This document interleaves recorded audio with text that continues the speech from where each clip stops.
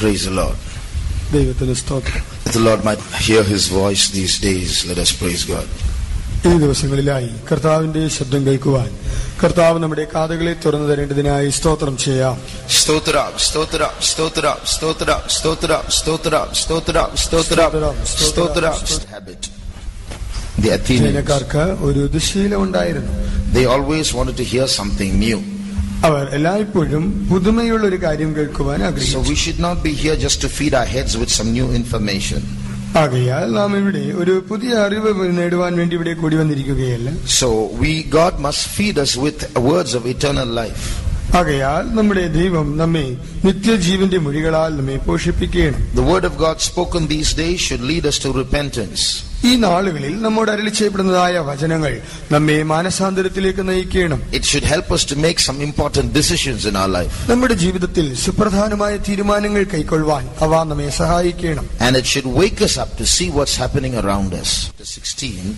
വെളിപ്പാട് പുസ്തകം 16-ാം അധ്യായം. And read from verses 12 to 16. 12 മുതൽ 16 വരെയുള്ള വാക്യങ്ങൾ വായിക്കാം. ആറാമത്തെ കലശം യൂഫ്രാത്തീസ് എന്ന മഹാനദിയിൽ ഒഴുകി കിഴക്ക് നിന്ന് വരുന്ന രാജാക്കന്മാർക്ക് വഴി ഒരുങ്ങേണ്ടതിന് അതിലെ വെള്ളം വറ്റിപ്പോയി. മഹാസർപ്പത്തിന്റെ വായിൽ നിന്നും മൃഗത്തിന്റെ വായിൽ നിന്നും കള്ളപ്രവാചകന്റെ വായിൽ നിന്നും തവളയെപ്പോലെ 3 അശുദ്ധാത്മാക്കൾ പുറപ്പെടുന്നത് ഞാൻ കണ്ടു. ഇവ സർവ്വഭൂതലത്തിലുമുള്ള രാജാക്കന്മാരെ സർവശക്തനായ ദൈവത്തിന്റെ മഹാദിവസത്തിലെ യുദ്ധത്തിന് കൂട്ടിച്ചേർപ്പാൻ അത്ഭുതങ്ങൾ ചെയ്തുകൊണ്ട് അവരുടെ അടുക്കിലേക്ക് പുറപ്പെടുന്ന ഭൂതാത്മാക്കൾ തന്നെ. ഞാൻ കള്ളനെ പോലെ വരും. തന്റെ ലജ്ജ കാണുമാറ് നഗ്നനായി നടക്കാതിരിപ്പാൻ തന്റെ ഉടുപ്പ് സൂക്ഷിച്ചും ജാഗരിച്ചും കൊള്ളുന്നവൻ ഭാഗ്യവാൻ. അവ അവരെ എബ്രായ ഭാഷയിൽ ഹെർമഗദോൻ എന്ന പേരുള്ള സ്ഥലത്തിൽ കൂട്ടിച്ചേർത്തു. And the 6th angel poured out his vial upon the great river Euphrates, and the water thereof was dried up, and the way of the kings of the east might be prepared. And I saw 3 unclean spirits like frogs come out of the mouth of the dragon, and out of the mouth of the beast, and out of the mouth of the false prophet. For they were the spirits of the devils, working miracles, which go forth unto the kings of the earth and of the whole world, to gather them to the battle of the great day of God Almighty. Behold, I come as a thief. Blessed is he that watcheth and keepeth his garments, lest he walk naked and they see his shame. And he gathered them together into a place called in the Hebrew tongue Armageddon. Praise the Lord. The Bible has made many predictions. This is one major prophecy written in the Bible of things that are going to happen shortly. ആസന്നഭാവിയിൽ നടക്കുവാൻ പോകുന്ന സംഭവങ്ങളെ കുറിച്ചുള്ളതായ Bible പ്രവചനങ്ങളിൽ സുപ്രധാനമായ ഒന്നാകുന്നു ഇത്. Now, a person who makes a prophecy or a book that makes a prophecy has to be very careful. ഒരു പ്രവചനം നടത്തുന്ന വ്യക്തിയോ ഒരു പുസ്തകമോ വളരെ ജാഗ്രത പുലർത്തേണ്ടതുണ്ട്. For example, suppose I say tomorrow an earthquake is going to take place. ഉദാഹരണമായി ഞാൻ പറയുകയാണെന്നിരിക്കട്ടെ, നാളെ ഒരു ഭൂകമ്പം ഇവിടെ സംഭവിക്കും. സംഭവിക്കും എന്ന് ഞാൻ പ്രവചിക്കുന്നിരിക്കട്ടെ. Every day an earthquake takes place, so that's no big prophecy. Somewhere in the world, every day some earthquake is taking place. ഭൂമിയിൽ ഏതെങ്കിലും ഒരു സ്ഥലത്ത് എപ്പോഴും ഭൂചലനം നടന്നുകൊണ്ടേയിരിക്കുന്നു. So that's not ഒരു പുതുമയുള്ള കാര്യമല്ല. So for me to say tomorrow an earthquake is going to take place is not a big prophecy. ആകയാൽ നാളെ ഒരു ഭൂകമ്പം നടക്കുമെന്ന് ഞാൻ പറഞ്ഞാൽ അതൊരു വലിയ കാര്യമേ അല്ല. But if I say tomorrow an earthquake is going to take place in Tiruvalla, then that's a particular prediction. എന്നാൽ നാളെ തിരുവല്ലയിൽ ഒരു ഭൂചലനം ഉണ്ടാകും എന്ന് ഞാൻ പറഞ്ഞാൽ അത് വളരെ കൃത്യമായ നിലയിൽ ഞാൻ പറയുന്ന കാര്യമാണ്. It's a very dangerous thing to do that.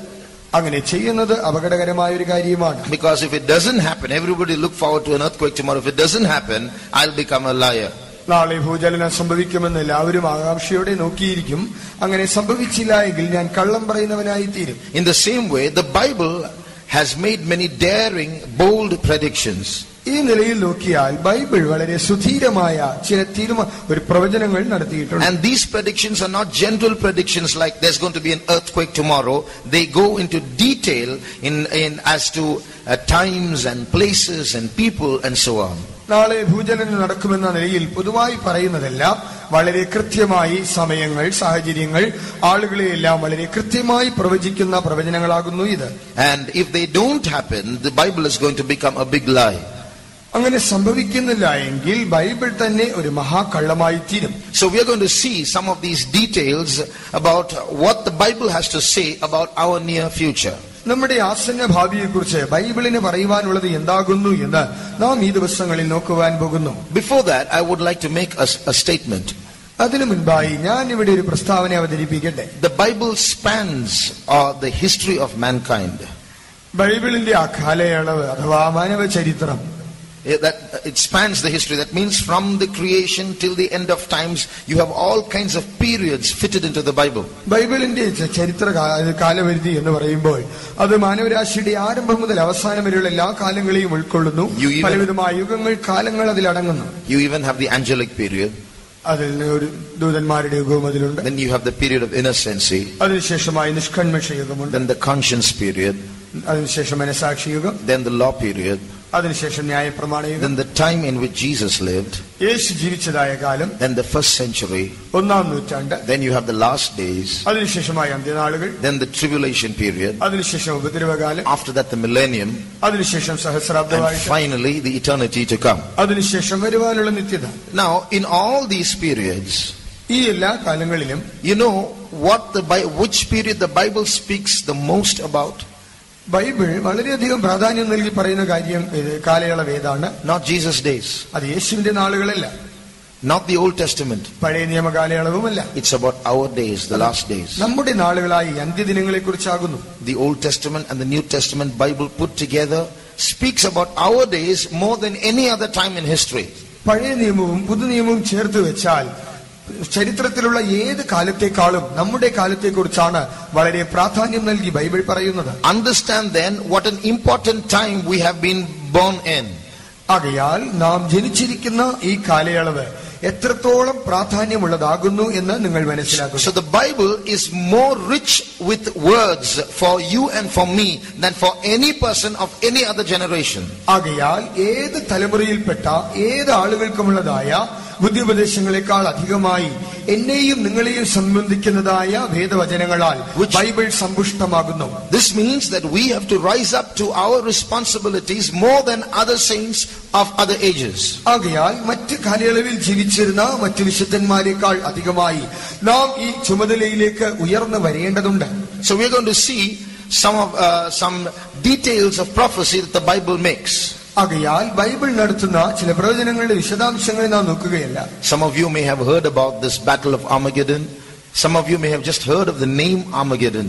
നിങ്ങളിൽ ചിലർ ഹർമഗദ്ദോൻ യുദ്ധത്തെക്കുറിച്ച് കേട്ടിരിക്കാം, ചിലർ ഹർമഗദ്ദോൻ എന്നുള്ള പേരും കേട്ടിരിക്കാം. We are going to go into the details of this battle shortly. ഈ യുദ്ധത്തിന്റെ വിശദാംശങ്ങളെ കുറിച്ച് നാം ചുരുക്കമായി നോക്കുവാൻ പോകുന്നു. We sitting here are also directly involved in that battle, as we will see now. We who are seated here are also going to be involved in that battle. ഇപ്പോൾ ഇവിടെ സന്നിഹിതരായിരിക്കുന്ന നാമും ആ യുദ്ധത്തിൽ പങ്കാളികളായി തീരുവാൻ പോകുന്നു. Now there are 2 world wars have already been fought. രണ്ട് ലോകമഹായുദ്ധങ്ങൾ നടന്നു കഴിഞ്ഞിരിക്കുന്നു. One more world war will take place shortly. ഒരു ലോകയുദ്ധം കൂടി വേഗത്തിൽ നടക്കും. That's the 3rd world war. ഒരു മൂന്നാം ലോകമഹായുദ്ധം. And then there's going to be a 4th world war. അതിനുശേഷമായി ഒരു മൂന്നാം ലോകമഹായുദ്ധം കൂടെ സംഭവിക്കുവാൻ പോകുന്നു. നാലാം ലോകമഹായുദ്ധം കൂടെ നടക്കുവാൻ പോകുന്നു. And that is this battle of Armageddon. അതാകുന്നു ഈ ഹർമഗദ്ദോൻ യുദ്ധം. So the Bible speaks many things about this battle of Armageddon. ആകയാൽ ഈ ഹർമഗദ്ദോൻ യുദ്ധത്തെക്കുറിച്ച് ബൈബിൾ അനേക കാര്യങ്ങൾ പറയുന്നു. Now I want to tell you just one example about the way the Bible presents itself before world events, about what's happening in the world. ഈ ലോകത്തിൽ നടക്കുന്ന സംഭവങ്ങൾക്ക് മുൻപാകെ ബൈബിൾ എങ്ങനെ തുറന്നു കാട്ടപ്പെടുന്നു അഥവാ അതിനെക്കുറിച്ച് ബൈബിളിൽ എങ്ങനെ പറയുന്നു എന്നുള്ളതിനെ കുറിച്ച് പറയട്ടെ. In other words, how the Bible is compatible with what's going on today. It's accurate in predictions. ഇന്ന് നടക്കുന്നതായ സംഭവങ്ങളുമായി ബൈബിൾ പ്രവചനങ്ങൾ എങ്ങനെ പൊരുത്തപ്പെടുന്നു അഥവാ ബൈബിൾ എത്രത്തോളം വിശ്വാസയോഗ്യമാണെന്ന് നമുക്ക് നോക്കാം. Now you look at the chart in front of you. ഇപ്പോൾ നിങ്ങളുടെ മുൻപാകെയുള്ളതായ ചാർട്ടിലേക്ക് നോക്കുക. Look at this small patch of land. നോക്കുക, ആ ചെറിയ ഒരു ഭൂപ്രദേശത്തെ ശ്രദ്ധിക്കുക. That is Israel. അതാകുന്നു Israel. Now you look at that Israel. ഇപ്പോൾ ഇസ്രായേലിനെ നോക്കുമ്പോൾ and look at this patch of land. ഇവിടെ കാണിക്കുന്ന ഈ ഭൂപ്രദേശം നോക്കുക. Compare the size of India with Israel. ഇന്ത്യയുടെയും ഇസ്രായേലിന്റെയും വലിപ്പത്തെ തമ്മിൽ താരതമ്യം ചെയ്യുക. Such a small country Israel is. ഇത്രത്തോളം വളരെ ചെറിയ ഒരു രാജ്യമാണ് Israel. You know, Israel is only half the size of Kerala. നോക്കുക, ഇസ്രായേൽ കേരളത്തിന്റെ പകുതി വലിപ്പം മാത്രമേ ഉള്ളൂ. Such a small country. ഇത്രയും ചെറിയൊരു രാജ്യം. You look at World War I, Israel is there. നോക്കുക, ഒന്നാം ലോക മഹായുദ്ധത്തിൽ നോക്കുക, അവിടെ ഇസ്രായേലുണ്ട്. World War II, Israel is there. Is one of the major countries in those battles. രണ്ടാം ലോക മഹായുദ്ധത്തിൽ നോക്കുക, അതിൽ സുപ്രധാനമായി പങ്കുവഹിക്കുന്ന രാജ്യങ്ങളുടെ കൂട്ടത്തിൽ ഇസ്രായേലും. The First World War was stopped by a Jew. ഒന്നാം ലോക മഹായുദ്ധം ഒരു യഹൂദനാൽ നിർത്തപ്പെട്ടു. In the Second World War, 60 lakhs Jews were killed by Hitler. രണ്ടാം ലോക മഹായുദ്ധത്തിൽ 60 ലക്ഷം യഹൂദന്മാർ ഹിറ്റ്ലറിനാൽ കൊല്ലപ്പെട്ടു. If a third world war is fought, it's going to start between Iran and Israel, or Turkey and Israel, some Islamic country with Israel. മൂന്നാം ലോക മഹായുദ്ധം ആരംഭിക്കുമ്പോൾ തുർക്കി അല്ലെങ്കിൽ Iran തുടങ്ങിയതായ ചില ഇസ്ലാമിക രാഷ്ട്രങ്ങളും ഇസ്രായേലും തമ്മിലായിരിക്കും. In the fourth world war, again Israel is going to be there. നാലാം യുഗ മഹായുദ്ധത്തിൽ അവിടെയും ഇസ്രായേലുണ്ട്. Now the question comes, Israel is such a small country. ഇപ്പോൾ ചോദ്യം വരുന്നത്, ഇത്രത്തോളം ഒരു ചെറിയ രാജ്യമായ Israel, why is Israel so important? എന്തിന് ഇസ്രായേലിന് ഇത്രത്തോളം പ്രാധാന്യമുണ്ട്? Why is everybody hating Israel? എന്തുകൊണ്ട് എല്ലാവരും ഇസ്രായേലിനെ ഇത്രത്തോളം വെറുക്കുന്നു? You look at the neighboring countries of Israel. ഇസ്രായേലിന്റെ അയൽ രാജ്യങ്ങളെ നോക്കിയാൽ, next to Israel is a country called Jordan. ഇസ്രായേലിന് തൊട്ടടുത്ത് യോർദാൻ എന്നൊരു രാജ്യം. Behind that you see a big country called Iraq. അതിന് പുറകിലായി ഒരു വലിയ രാജ്യം Iraq. Behind that big Iran. അതിന്റെ പുറകിൽ ഒരു വലിയ Iran. In the north of it you see Syria. അതിന്റെ വടക്ക് ഭാഗത്ത് Syria. All huge countries, many times bigger than Israel. ഇവയെല്ലാം തന്നെ ഇസ്രായേലിനേക്കാൾ പല മടങ്ങ് വലിപ്പമുള്ള വലിയ രാഷ്ട്രങ്ങൾ. All of them unitedly hate Israel. ഇവയെല്ലാം തന്നെ ഒത്തുചേർന്ന് ഇസ്രായേലിനെ വെറുക്കുന്നു. You know, in none of the Arab maps Israel is there. നിങ്ങൾക്കറിയാമോ, അറബ് രാഷ്ട്രങ്ങളുടെ ഭൂപടങ്ങളിൽ ഒന്നും തന്നെ ഇസ്രായേൽ ഇല്ല. Iran, the president of Iran has said more than once, Israel should be wiped out of the world map. Iran president ഒന്നിലധികം പ്രാവശ്യം പറഞ്ഞിട്ടുണ്ട്, ഇസ്രായേലിനെ ഭൂപടത്തിൽ നിന്ന് തുടച്ചു മാറ്റണം. But the Bible's main focus is on Israel. എന്നാൽ ബൈബിൾ അതിന്റെ ശ്രദ്ധ കൂടുതലായി പതിപ്പിക്കുന്നത് ഇസ്രായേലിലാകുന്നു. Literally and spiritually, Bible focuses on Israel. അക്ഷരികമായും ആത്മീകമായും ബൈബിളിന്റെ ശ്രദ്ധ കേന്ദ്രീകരിച്ചിരിക്കുന്നത് ഇസ്രായേലിലാകുന്നു. In reality, in today's world, Israel is such a major country in focus. യാഥാർത്ഥ്യമായി നോക്കിയാൽ ഈ നാളുകളിലും ഇസ്രായേൽ എന്നത് എല്ലാ ശ്രദ്ധയ്ക്കും കേന്ദ്രീകൃതമായ ഒരു പ്രധാന രാജ്യമാകുന്നു. In the same map, അതേ മാപ്പിൽ there is a place called Turkmenistan. Turkmenistan എന്നൊരു രാജ്യമുണ്ട്. There's a place called Uzbekistan. Uzbekistan എന്നൊരു സ്ഥലമുണ്ട്. They are many times bigger than Israel, but you and I wouldn't have heard such names. But nobody is there who doesn't know Israel. അത് ഇസ്രായേലിനേക്കാൾ എത്രയോ മടങ്ങ് വലിപ്പമുള്ള രാജ്യങ്ങളാണെങ്കിൽ തന്നെയും മിക്ക പേരും ആ പേരുകൾ കേട്ട് കാണുകയില്ല. എന്നാൽ നമ്മിൽ പലരും ഇസ്രായേൽ എന്ന പേര് കേൾക്കാതിരുന്നിരിക്കുകയുമില്ല. So when the Bible is focusing on Israel and Jerusalem, and in reality Israel and Jerusalem are in focus in the world around us, is something to think about. ആകയാൽ ബൈബിൾ തന്റെ ശ്രദ്ധ ഇസ്രായേലിൽ കേന്ദ്രീകരിച്ചിരിക്കുന്നു. അതുപോലെ യാഥാർത്ഥ്യമായി നോക്കിയാൽ ഇന്നും ഇസ്രായേലിലും യെരുശലേമിനും വലിയ ശ്രദ്ധ കിട്ടുന്നുണ്ട്.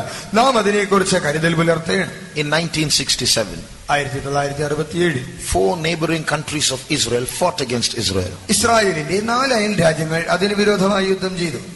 Before they could start the fight, Israel won the battle.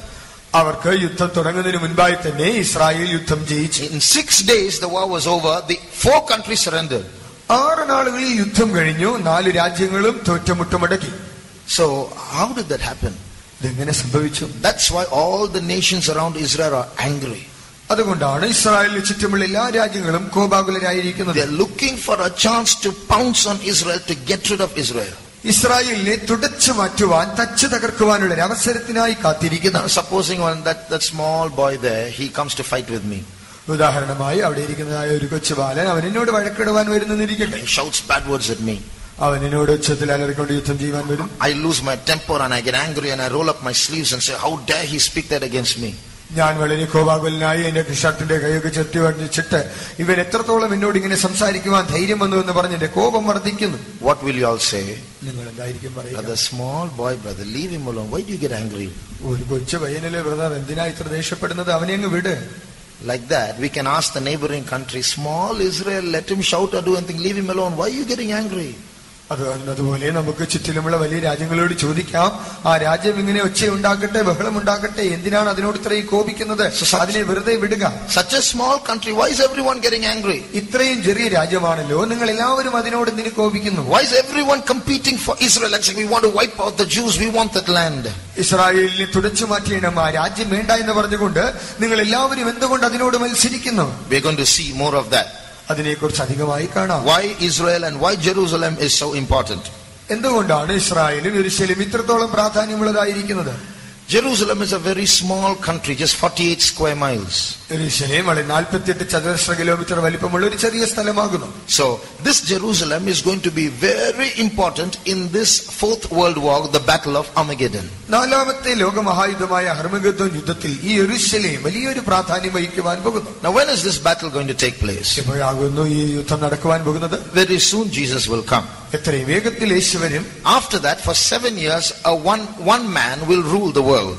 അതിനുശേഷം 7 വർഷം ഒരു മനുഷ്യൻ, ഒരൊറ്റ മനുഷ്യൻ ലോകത്തെ ഭരിക്കും. He is going to take control over all the countries of this world. അവൻ ഈ ലോക രാജ്യങ്ങളുടെ നിയന്ത്രണമെല്ലാം ഏറ്റെടുക്കും. For 7 years he will rule.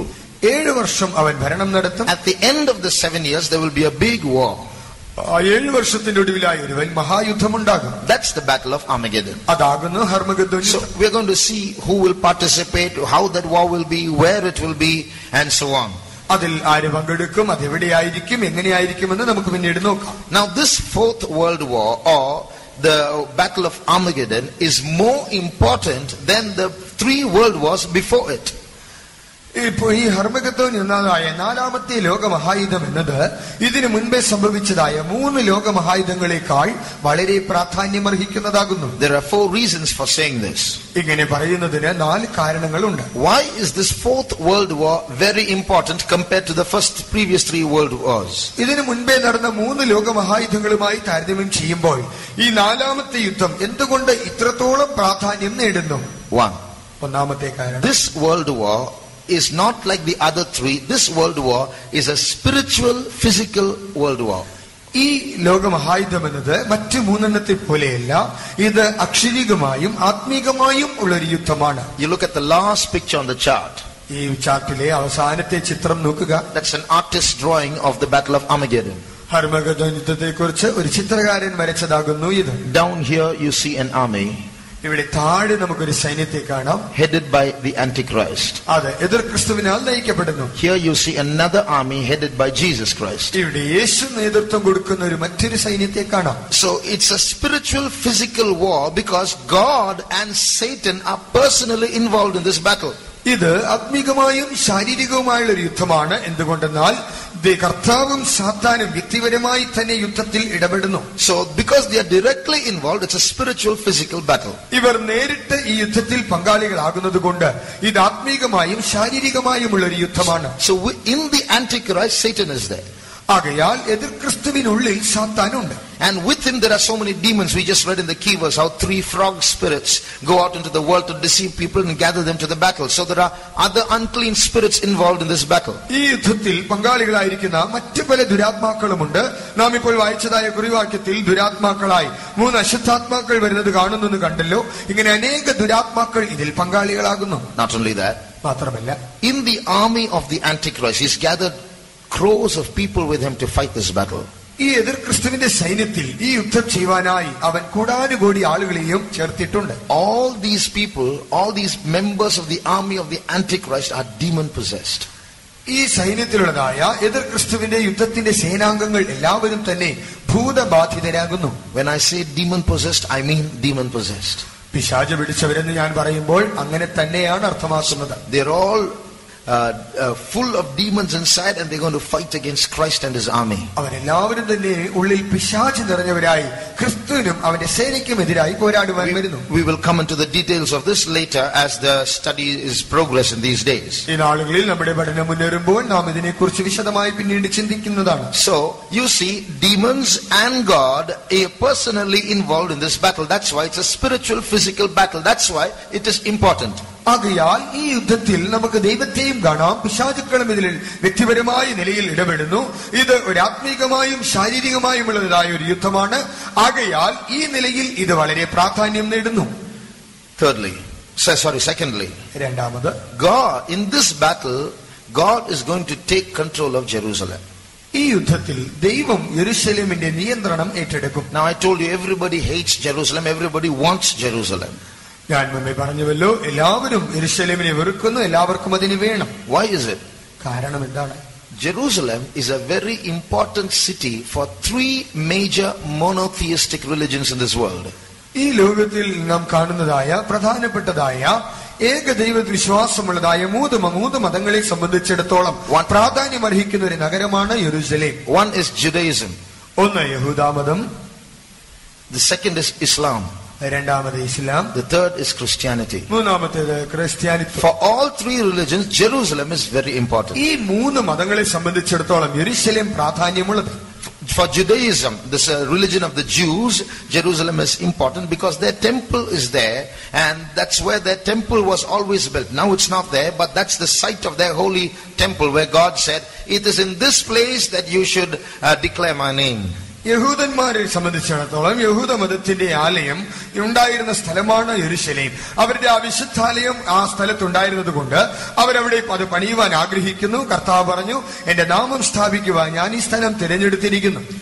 So for them Jerusalem is very important. ആകയാൽ അവർക്ക് യെരൂശലേം വളരെ പ്രധാനപ്പെട്ടതാകുന്നു. In that war that I told you about in 1967, Israel captured Jerusalem, which was in the control of other people's hands till then. ഞാൻ നിങ്ങളോട് മുൻപേ പറഞ്ഞതുപോലെ 1967 ആണ്ടിൽ മറ്റുള്ളവരുടെ കൈക്കലായിരുന്ന യെരൂശലേമിന്റെ നിയന്ത്രണം ഇസ്രായേൽ പിടിച്ചടക്കി. For centuries, Jerusalem has not been in the hands of Israel. എത്രയോ നൂറ്റാണ്ടുകളായി യെരൂശലേം ഇസ്രായേലിയരുടെ കൈവശമായിരുന്നില്ല.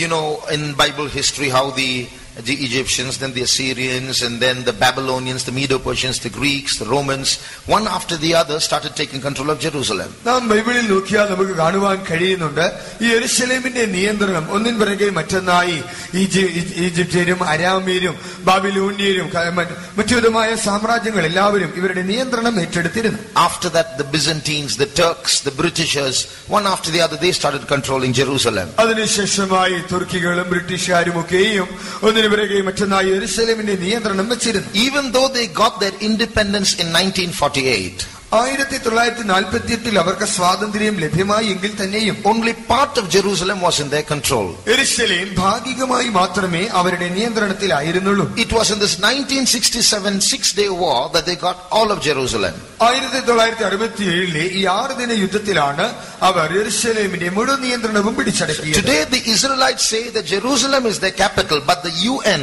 the United Nations organization, says no, we won't agree. That's a controversial land. Tel Aviv is your capital. ഇന്ന് ഇസ്രായേൽ യെരൂശലേമാണ് തങ്ങളുടെ തലസ്ഥാന നഗരമെന്ന് പറയുമ്പോൾ ഐക്യരാഷ്ട്ര സംഘടന പറയുന്നത് അതൊരു തർക്കസ്ഥലമാകയാൽ അതിനെ ഞങ്ങൾ അംഗീകരിക്കുന്നില്ല, നിങ്ങളുടെ തലസ്ഥാനം ടെൽ അവീവ് ആയിരിക്കും. So even today this Jerusalem is under controversy. ആകയാൽ ഇന്നും യെരൂശലേം ഒരു തർക്ക വിഷയമായിരിക്കുന്നു. So of these three monotheistic religions, you see now Jerusalem is a problem for Judaism. ആകയാൽ ഇപ്പോൾ ഈ 3 ഏകദൈവ വിശ്വാസമുള്ള മതങ്ങളിൽ യെരൂശലേം യഹൂദ മതത്തിന് പ്രധാനപ്പെട്ടതെന്ന് കണ്ടു. So they want it.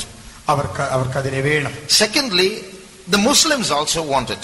രണ്ടാമതായി മുസ്ലിംകൾക്കും അത് വേണം. You know why? കാരണം അറിയാമോ? One, because of these wars that are going on for many ages. എത്രയോ കാലങ്ങളായി ഈ യുദ്ധം ഇങ്ങനെ നടന്നു പോകുന്നു. From the Old Testament Bible times these wars are taking place. എപ്പോഴാണെന്ന് നോക്കിയാൽ ഈ യുദ്ധം പഴയ നിയമകാലം മുതൽ തന്നെ ആരംഭിച്ചതാണ്. Now, for Islam, Jerusalem is an important country because they claim that their last prophet Muhammad was ascended to heaven from Jerusalem. ഇസ്ലാമിയരെ സംബന്ധിച്ചിടത്തോളം യെരൂശലേം വളരെ പ്രധാനപ്പെട്ടതാണെന്ന് അവർ പറയുന്നതിന്റെ കാരണം അവരുടെ അന്ത്യപ്രവാചകനായ മുഹമ്മദ് താൻ സ്വർഗത്തിലേക്ക് ആരോഹണം ചെയ്തത് ഈ യെരൂശലേമിൽ നിന്നായിരുന്നു എന്ന് അവർ വിശ്വസിക്കുന്നു. And their third most important place of worship is there in Jerusalem. അവരുടെ ആരാധനാ സ്ഥലങ്ങളിൽ മൂന്നാമത്തേതായി ആരാധനാ സ്ഥലം അത് യെരൂശലേമിൽ കാണപ്പെടുന്നു. So the Muslims want it. ആകയാൽ മുസ്ലിംകൾക്ക് അത് വേണം. The Christians want it because Jesus was born there and died there. ക്രിസ്ത്യാനികളെ സംബന്ധിച്ചിടത്തോളം യെരൂശലേം എന്ന് പറയുമ്പോൾ കർത്താവായ യേശുക്രിസ്തു അവിടെ ആകുന്നുവല്ലോ. He wasn't born there. That's why he served and died finally. കർത്താവായ യേശു അവിടെ ശുശ്രൂഷ ചെയ്ത് ഒടുവിൽ അവൻ അവിടെ മരിച്ചു. And even the previous centuries, the Roman Catholics held crusades and killed so many Jews to try to capture Jerusalem. മുന്നൂറ്റാണ്ടുകളിൽ Roman മതം അവിടെ വലിയ crusades, wars, holy wars. അവർ വലിയ വിശുദ്ധ യുദ്ധങ്ങൾ നടത്തി ആ സ്ഥലം പിടിച്ചടക്കുവാൻ എത്രയോ യഹൂദന്മാരെ കൊന്നൊടുക്കുകയുണ്ടായി. So now you see why Jerusalem, though it's a small city, is so important for crores in this world. ആകയാൽ യെരുശലേം ഒരു ചെറിയ നഗരമായിരിക്കെ തന്നെ ഈ ലോകത്തിലുള്ള കോടാനുകോടി ആളുകളെ സംബന്ധിച്ചിടത്തോളം എത്രത്തോളം പ്രാധാന്യമുള്ളതാണെന്ന് നമുക്ക് മനസ്സിലാക്കുവാൻ കഴിയുന്നു. So Israel wants it. ആകയാൽ ഇസ്രായേലിനത് വേണം. Islam wants it. ഇസ്ലാം മതത്തിന് അത് വേണം. Christianity wants it. ക്രിസ്ത്യാനിത്വത്തിനും അത് വേണം. The Antichrist wants it. എതിർ ക്രിസ്തുവിന് അത് വേണം. We're going to see that. അതിനെക്കുറിച്ച് നോക്കാം. China is going to try to take control of Jerusalem. You're going to see that also.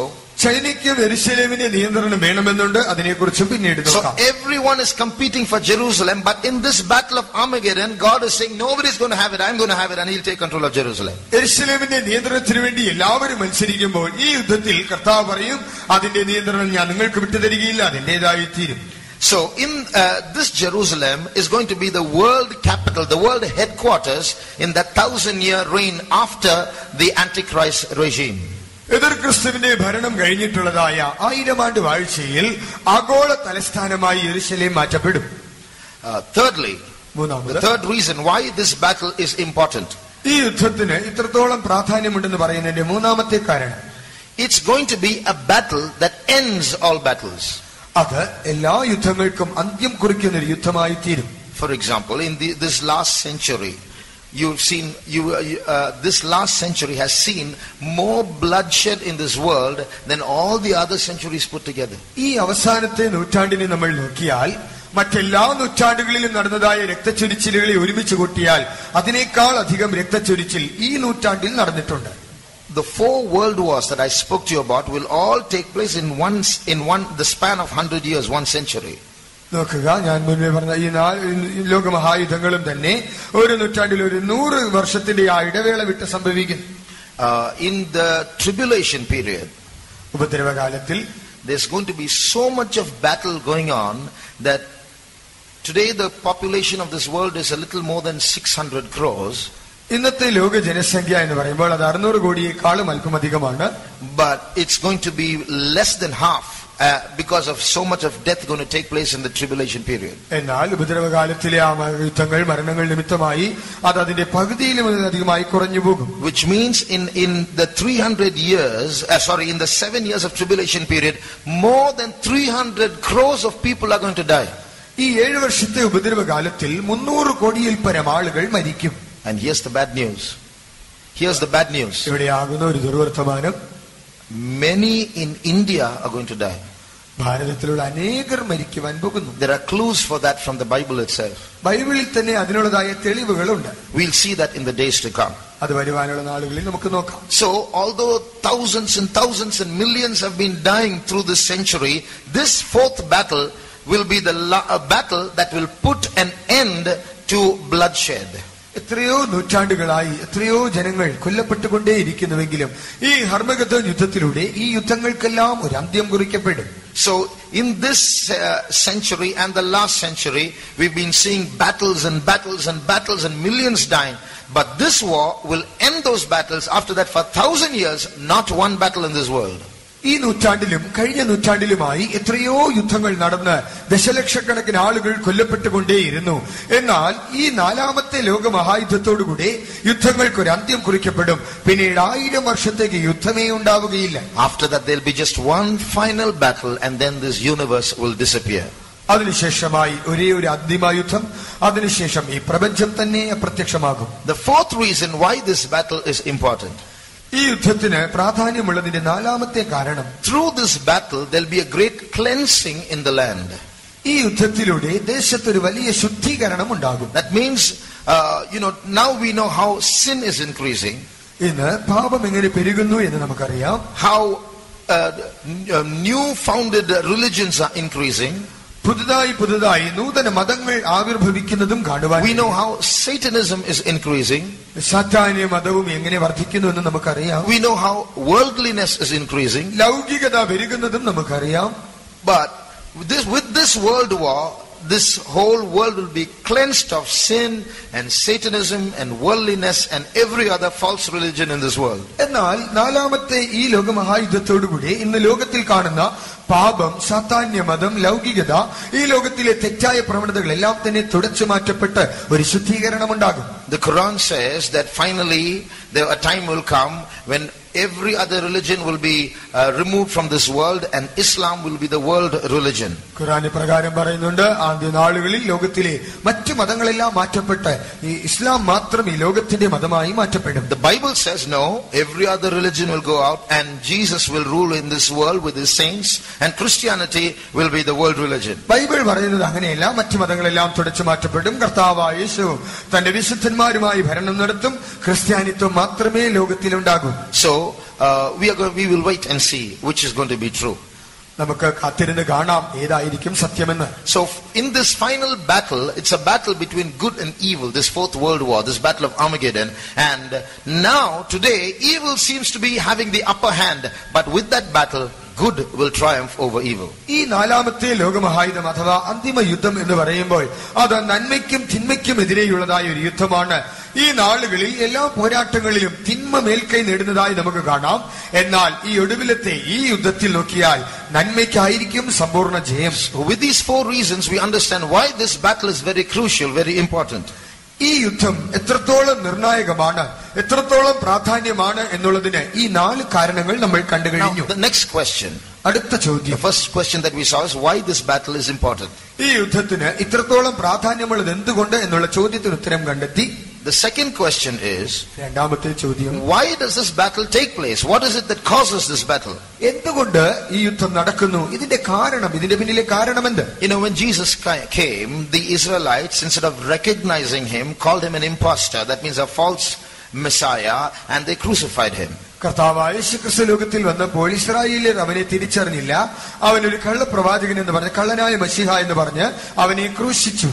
Till today the Israelites are waiting for the Messiah. ഇന്നുവരെയും ഇസ്രായേലിയർ മശീഹായ്ക്കായി കാത്തിരിക്കുന്നു. So when the Antichrist comes into power, എതിർ ക്രിസ്തു അധികാരത്തിലേക്ക് വരുമ്പോൾ he's going to stop the third world war and thus rise into popularity. അവൻ മൂന്നാം ലോകത്തെ നിർത്തും, അങ്ങനെ അവൻ ജനപ്രീതിയാർജിക്കും. So in the third world war all the nations are going to go against Israel. ആകയാൽ ഈ മൂന്നാമത്തെ ലോകമഹായുദ്ധത്തിൽ എല്ലാ രാജ്യങ്ങളും ഇസ്രായേലിന് പിന്നാലെ പോകും.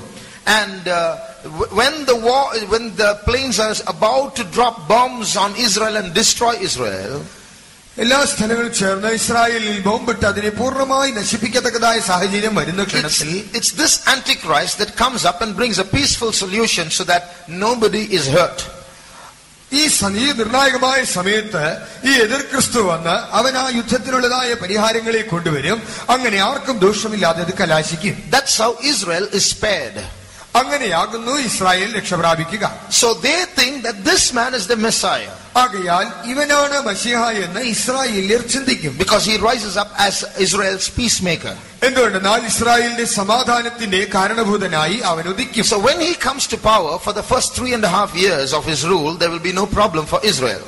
ആകയാൽ അവൻ അധികാരത്തിൽ വന്നിട്ട് ആദ്യത്തെ 3.5 വർഷക്കാലത്തോളം ഇസ്രായേലിന് യാതൊരുവിധമായ പ്രശ്നങ്ങളും ഉണ്ടാവുകയില്ല. But at the end of those 3.5 years, എന്നാൽ ഈ 3.5 വർഷക്കാലങ്ങളുടെ കാലം തീരുമ്പോൾ he will do something very unexpected. Israel doesn't expect him to do it. He does something very, very wrong. That is wrong in Israel's law. ഇസ്രായേലിനെ സംബന്ധിച്ചിടത്തോളം ഈ 3.5 വർഷക്കാലത്തിന്റെ ഒടുവിലായി Israel ഒട്ടും പ്രതീക്ഷിക്കാത്ത, ഇസ്രായേലിനെ സംബന്ധിച്ചിടത്തോളം അവരുടെ പ്രതീക്ഷയ്ക്ക് വിരോധമായ വളരെ തെറ്റായ, അവരുടെ ന്യായപ്രമാണത്തെ സംബന്ധിച്ചിടത്തോളം വളരെ തെറ്റായ ഒരു പ്രവൃത്തി, അവരൊട്ടും പ്രതീക്ഷിക്കാത്തതൊന്ന് ഇവൻ ചെയ്യും. We will see those details in the days to come. വരുവാനുള്ള നാളുകളിൽ അതിന്റെ വിശദാംശങ്ങൾ നോക്കാം. So when he does that, Israel starts resisting him. അവൻ അങ്ങനെ ചെയ്യുവാൻ തുടങ്ങുമ്പോൾ ഇസ്രായേൽ അവനോട് എതിർക്കുവാൻ തുടങ്ങും. Then for the second 3.5 years, the whole of Israel is going to be in trouble. ആകയാൽ രണ്ടാമത്തെ 3.5 വർഷക്കാലം ഇസ്രായേൽ വലിയ കുഴപ്പത്തിലായി തീരും. In that time the Antichrist will take control of Jerusalem. ആ കാലയളവിൽ എതിർ ക്രിസ്തു യെരൂശലേമിന്റെ നിയന്ത്രണം ഏറ്റെടുക്കും. So for the next 3.5 years he will try to grab control over Jerusalem.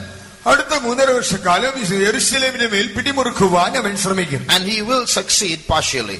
അവൻ അതിൽ ഭാഗിക വിജയം നേടുകയും ചെയ്യും. It's at the end of that period that Jesus comes down to take control of Jerusalem. ആ കാലത്തിന്റെ ഒടുവിലാണ് യെരൂശലേമിന്റെ നിയന്ത്രണം ഏറ്റെടുക്കുവാൻ കർത്താവായ യേശുക്രിസ്തു വരുന്നത്. Just before that, towards the end of the 7 years of tribulation period, there will be a lot of confusion in the rule of the Antichrist.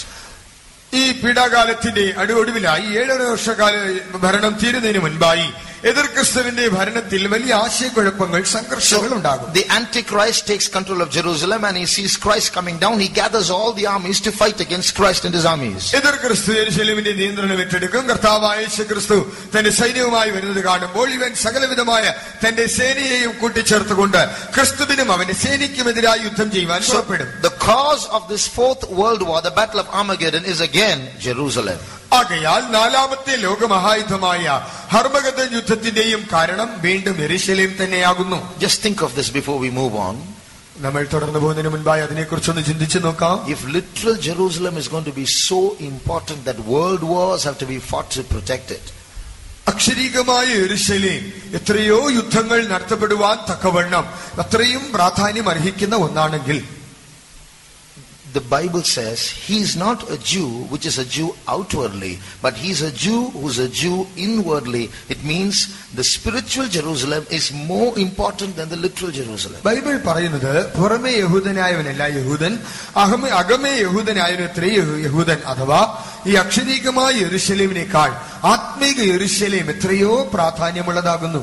See, if literal Jerusalem is being protected so much by God, imagine how much more you and I are being protected by God. നോക്കുക, ഈ അക്ഷരീകമായ യെരൂശലേം ദൈവത്താൽ ഇത്രത്തോളം സംരക്ഷിക്കപ്പെടുന്നുവെങ്കിൽ ആത്മീക യെരൂശലേമായി നിങ്ങളും ഞാനും ദൈവത്താൽ ഇത്രത്തോളം സൂക്ഷിക്കപ്പെടുന്നു.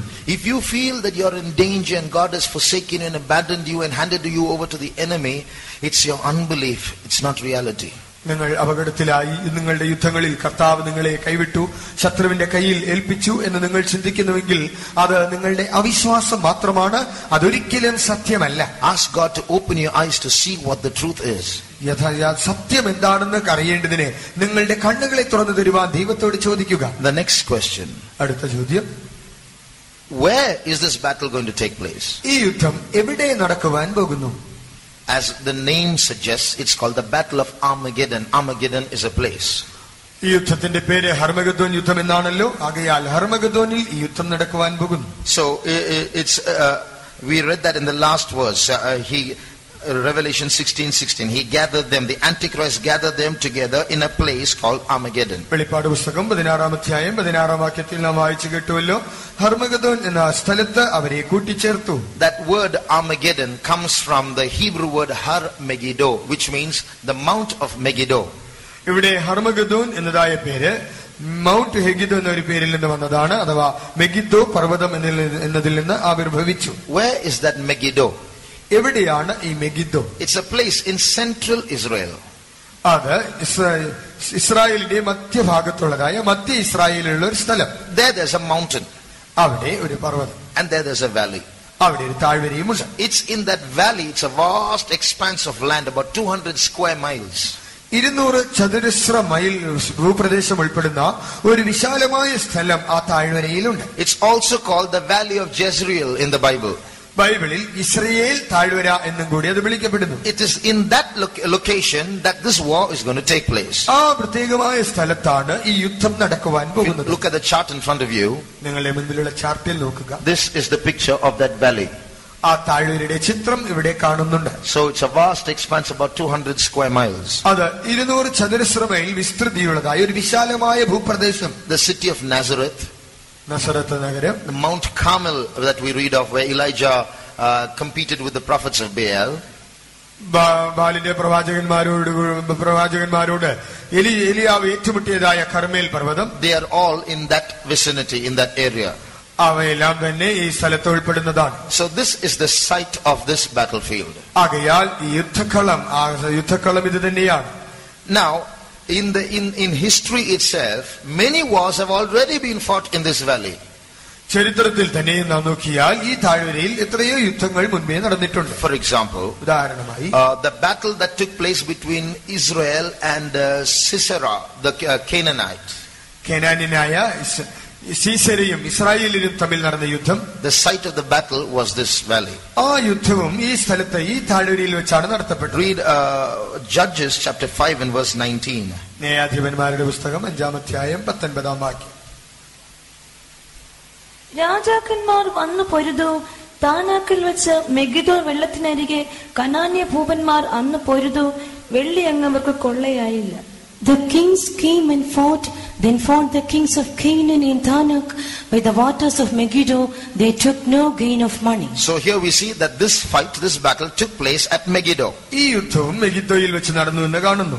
Not only that, മാത്രമല്ല, in the days of Josiah, the king of Judah, യഹൂദ രാജാവായ യോശിയാവിന്റെ നാളുകളിൽ a war took place where Pharaoh, one Pharaoh Necho of Egypt came and fought. ഒരു മിസ്രയീമ്യ രാജാവായ ഫറവോൻ നെക്കോ അവിടെ വന്ന് യുദ്ധം ചെയ്തു. That was also in the site of Megiddo. അതും മെഗിദ്ദോ എന്ന സ്ഥലത്ത് വെച്ചാണ് ആ യുദ്ധവും നടത്തപ്പെട്ടത്. Read 2 Chronicles chapter 35 and verse 22. 2 ദിനവൃത്താന്തം 35-ാം അധ്യായം 22-ാം വാക്യം. എങ്കിലും യോശിയാവ് വിട്ടുതിരിയാതെ അവനോട് യുദ്ധം ചെയ്യേണ്ടതിന് വേഷം മാറി നെഖോ പറഞ്ഞ ദൈവവചനങ്ങളെ കേൾക്കാതെ അവൻ മെഗിദോ താഴ്വരയിൽ യുദ്ധം ചെയ്യുവാൻ വന്നു. Nevertheless, Josiah would not turn his face from him, but disguised himself that he might fight with him, and hearkened not unto the words of Necho from the mouth of God, and came to fight in the valley of Megiddo. So here we see this battle also takes place at the valley of Megiddo. ഈ യുദ്ധവും Megiddo താഴ്വരയിൽ വെച്ച് നടത്തപ്പെടുന്നു എന്ന് നമുക്ക് കാണാം. Not only these two battles, this is just biblical history, but in extra biblical history also, many battles have taken place. In fact, it is this spot in the world that has faced more battles than in any other area in the world. ഇപ്പോൾ പറഞ്ഞതായ രണ്ട് യുദ്ധങ്ങളും ബൈബിളിൽ പരാമർശിച്ചിട്ടുള്ളതാണ്. എന്നാൽ ബൈബിളിൽ പരാമർശിക്കാത്തതായ എത്രയോ യുദ്ധങ്ങൾ ഇവിടെ നടന്നിട്ടുണ്ട്. വാസ്തവത്തിൽ പറഞ്ഞാൽ ലോകത്തിൽ ഏറ്റവും അധികം യുദ്ധത്തെ കണ്ടിട്ടുള്ള ഒരു സ്ഥലമാണ് ഈ മെഗിദ്ദോ താഴ്വര. So one more battle is going to happen, and that's the battle of battles, the battle of Armageddon. ആകയാൽ ഇവിടെ വെച്ച് മറ്റൊരു യുദ്ധവും കൂടി നടത്തപ്പെടുന്നു. യുദ്ധങ്ങളുടെ യുദ്ധം എന്ന് വിളിക്കപ്പെടുന്ന ഹർമഗദ്ദോൻ യുദ്ധമാകുന്നു അത്. Today this name is being used for many things in this world. For any major holocaust, for any major showdown or battle, they use the word Armageddon. ഇന്ന് ലോകത്തിൽ നടക്കുന്ന പ്രധാനപ്പെട്ടമായ സംഘട്ടനങ്ങളിൽ യുദ്ധങ്ങളിലെല്ലാം തന്നെ അവർ ഈ പേര് ഉപയോഗിക്കുന്നു. അതിനെയെല്ലാം ഹർമഗദ്ദോൻ എന്ന് അവർ അഭിസംബോധന ചെയ്യുന്നുണ്ട്. Now these are the immediate details of this battle of Armageddon. ഇവയെല്ലാം തന്നെ ഹർമഗദ്ദോൻ യുദ്ധത്തിന്റേതായ ഇപ്പോൾ പറഞ്ഞതായ വിശദാംശങ്ങളാകുന്നു. Now comes a very important question. ഇപ്പോൾ ഒരു വലിയ ചോദ്യത്തിലേക്ക് വരുന്നു. All right, we heard about the battle of Armageddon. It's going to take place somewhere far away from Tiruvalla, and it's going to take place sometime in the future. We don't know if we're going to be alive or dead. How does it connect with us today? ഹർമഗദ്ദോൻ യുദ്ധത്തെ കുറിച്ചൊക്കെ ഞങ്ങൾ കേട്ടിട്ടുണ്ട്. ഈ തിരുവല്ലയിൽ നിന്ന് എത്രയോ കാതം ദൂരെയുള്ളതായ ഒരു സ്ഥലമാണ്. എപ്പോഴോ നടക്കുവാൻ പോകുന്ന ഒരു കാര്യം. അന്ന് ഞങ്ങൾ ജീവനോട് ഇരിക്കുമോ ഇല്ലയോ എന്ന് ഉറപ്പില്ല. ഇതുമായിട്ട് ഞങ്ങൾക്ക് എന്താണ് ബന്ധം? You see this picture again. ഈ ചിത്രത്തെ നിങ്ങൾ വീണ്ടും ഒന്ന് നോക്കുക. Today we are looking at a picture of this valley. ഇന്ന് ഈ താഴ്വരയുടെ ഒരു ചിത്രത്തെ നമ്മൾ കാണുന്നു. Many of you seated here are going to see this valley literally. നിങ്ങൾ ഇവിടെ ഇരിക്കുന്നവരിൽ പലരും തന്നെ ഈ താഴ്വരയെ അക്ഷരീകമായ നിലയിൽ തന്നെ കാണും. Your own eyes, not on television, not in a photograph. You're going to personally see that place. ടെലിവിഷനിലൂടെ ഛായാചിത്രങ്ങളിലൂടെ ഒന്നുമല്ല, നിങ്ങൾ ചെന്ന് നേരിട്ട് നിങ്ങളുടെ കണ്ണുകളാൽ ഈ സ്ഥലത്തെ കാണും. Not just a valley, you're going to personally be in that valley, in the battle of Armageddon. നിങ്ങൾ ഒരു താഴ്വരയായി കാണുകയില്ല, ആ ഹർമഗദ്ദോൻ യുദ്ധക്കളത്തിൽ നിങ്ങൾ തന്നെ ഉണ്ടായിരിക്കും. So you're not going to just see it through television, you're going to personally see that battle and participate in that battle. നിങ്ങൾ ടെലിവിഷനിൽ കൂടി താഴ്വര കാണുകയില്ല, ആ താഴ്വരയിലെ യുദ്ധക്കളത്തിൽ നിങ്ങൾ ഉണ്ടായിരിക്കും, ആ യുദ്ധത്തിൽ നിങ്ങൾ പങ്കുവഹിക്കുകയും ചെയ്യും. Can you see a picture of yourselves? You are on this chart, do you know? ഈ ചിത്രത്തിൽ നിങ്ങൾ നോക്കുമ്പോൾ നിങ്ങൾക്ക് നിങ്ങളുടെ ചിത്രം അവിടെ കാണുവാൻ കഴിയുന്നുണ്ടോ? Your photograph is there. നിങ്ങളുടെ ഫോട്ടോ അവിടെയുണ്ട്. That's where you are. അവിടെ നിങ്ങൾ ഉണ്ട്. The armies that come behind Jesus, that's where you're going to be. കർത്താവായ യേശുക്രിസ്തുവിന്റെ പിന്നാലെ വരുന്ന സൈന്യം, അവിടെ നിങ്ങൾ ഉണ്ടായിരിക്കും. At least that's where God wants you to be, but please don't be here. അവിടെ ആകാനാണ് ദൈവം നിങ്ങളെ കുറിച്ച് ആഗ്രഹിക്കുന്നത്. എന്നാൽ കുറഞ്ഞപക്ഷം നിങ്ങൾ ഈ വശത്ത് ഈ പക്ഷത്ത് ആകരുതേ. There also many crores of human beings are there. Please don't go into that army. അവിടെയും കോടിക്കണക്കിന് മനുഷ്യരുണ്ട്. ദയവായി ആ സൈന്യത്തിൽ ചേരുവാൻ നിങ്ങൾ പോകരുതേ. So, two armies of human beings are going to be involved in this battle where God and Satan are going to clash. ആകയാൽ സാത്താനും ദൈവവും തമ്മിൽ ഏറ്റുമുട്ടുന്ന ഈ യുദ്ധത്തിൽ എത്രയോ കോടിക്കണക്കിന് മനുഷ്യർ രണ്ട് ഭാഗങ്ങളിൽ നിന്നായി പൊരുതുവാൻ പോകുന്നു. On which side are we going to be?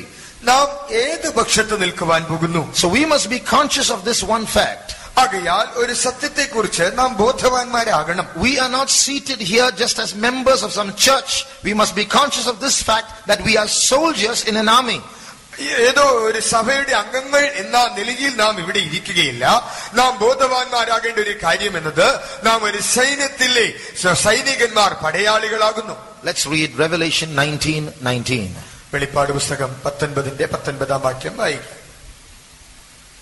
കുതിരപ്പുറത്തിരിക്കുന്നവനോടും അവന്റെ സൈന്യത്തോടും യുദ്ധം ചെയ്യുവാൻ മൃഗവും ഭൂരാജാക്കന്മാരും അവരുടെ സൈന്യങ്ങളും ഒന്നിച്ചു വന്നുകൂടിയത് ഞാൻ കണ്ടു.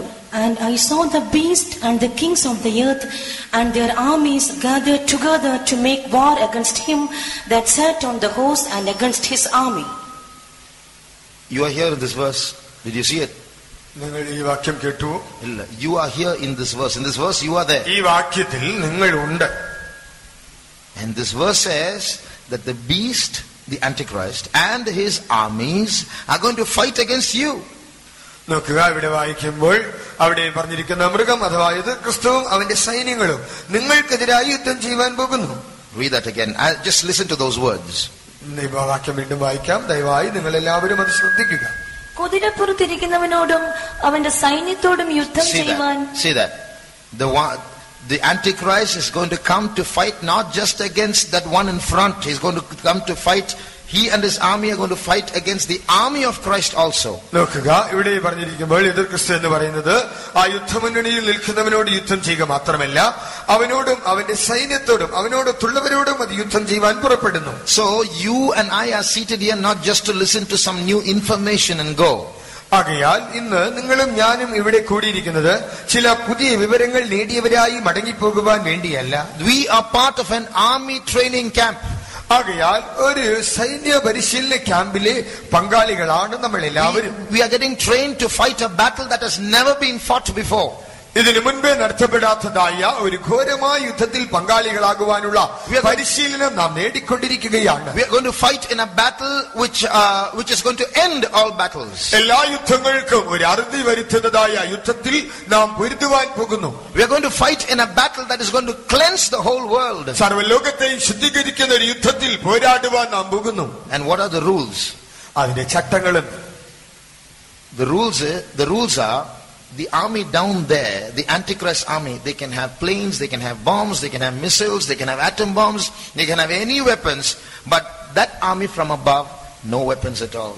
ഈ യുദ്ധത്തിന്റെ ചട്ടങ്ങളിൽ ഒന്ന് എന്നത് ഇവിടെ താഴെ കാണുന്ന സൈന്യത്തിന് അവർക്ക് യുദ്ധവിമാനങ്ങളുണ്ട്, ബോംബുകളുണ്ട്, സകലവിധമായ യുദ്ധായുധങ്ങളും അവർക്ക് ഉപയോഗിക്കാം.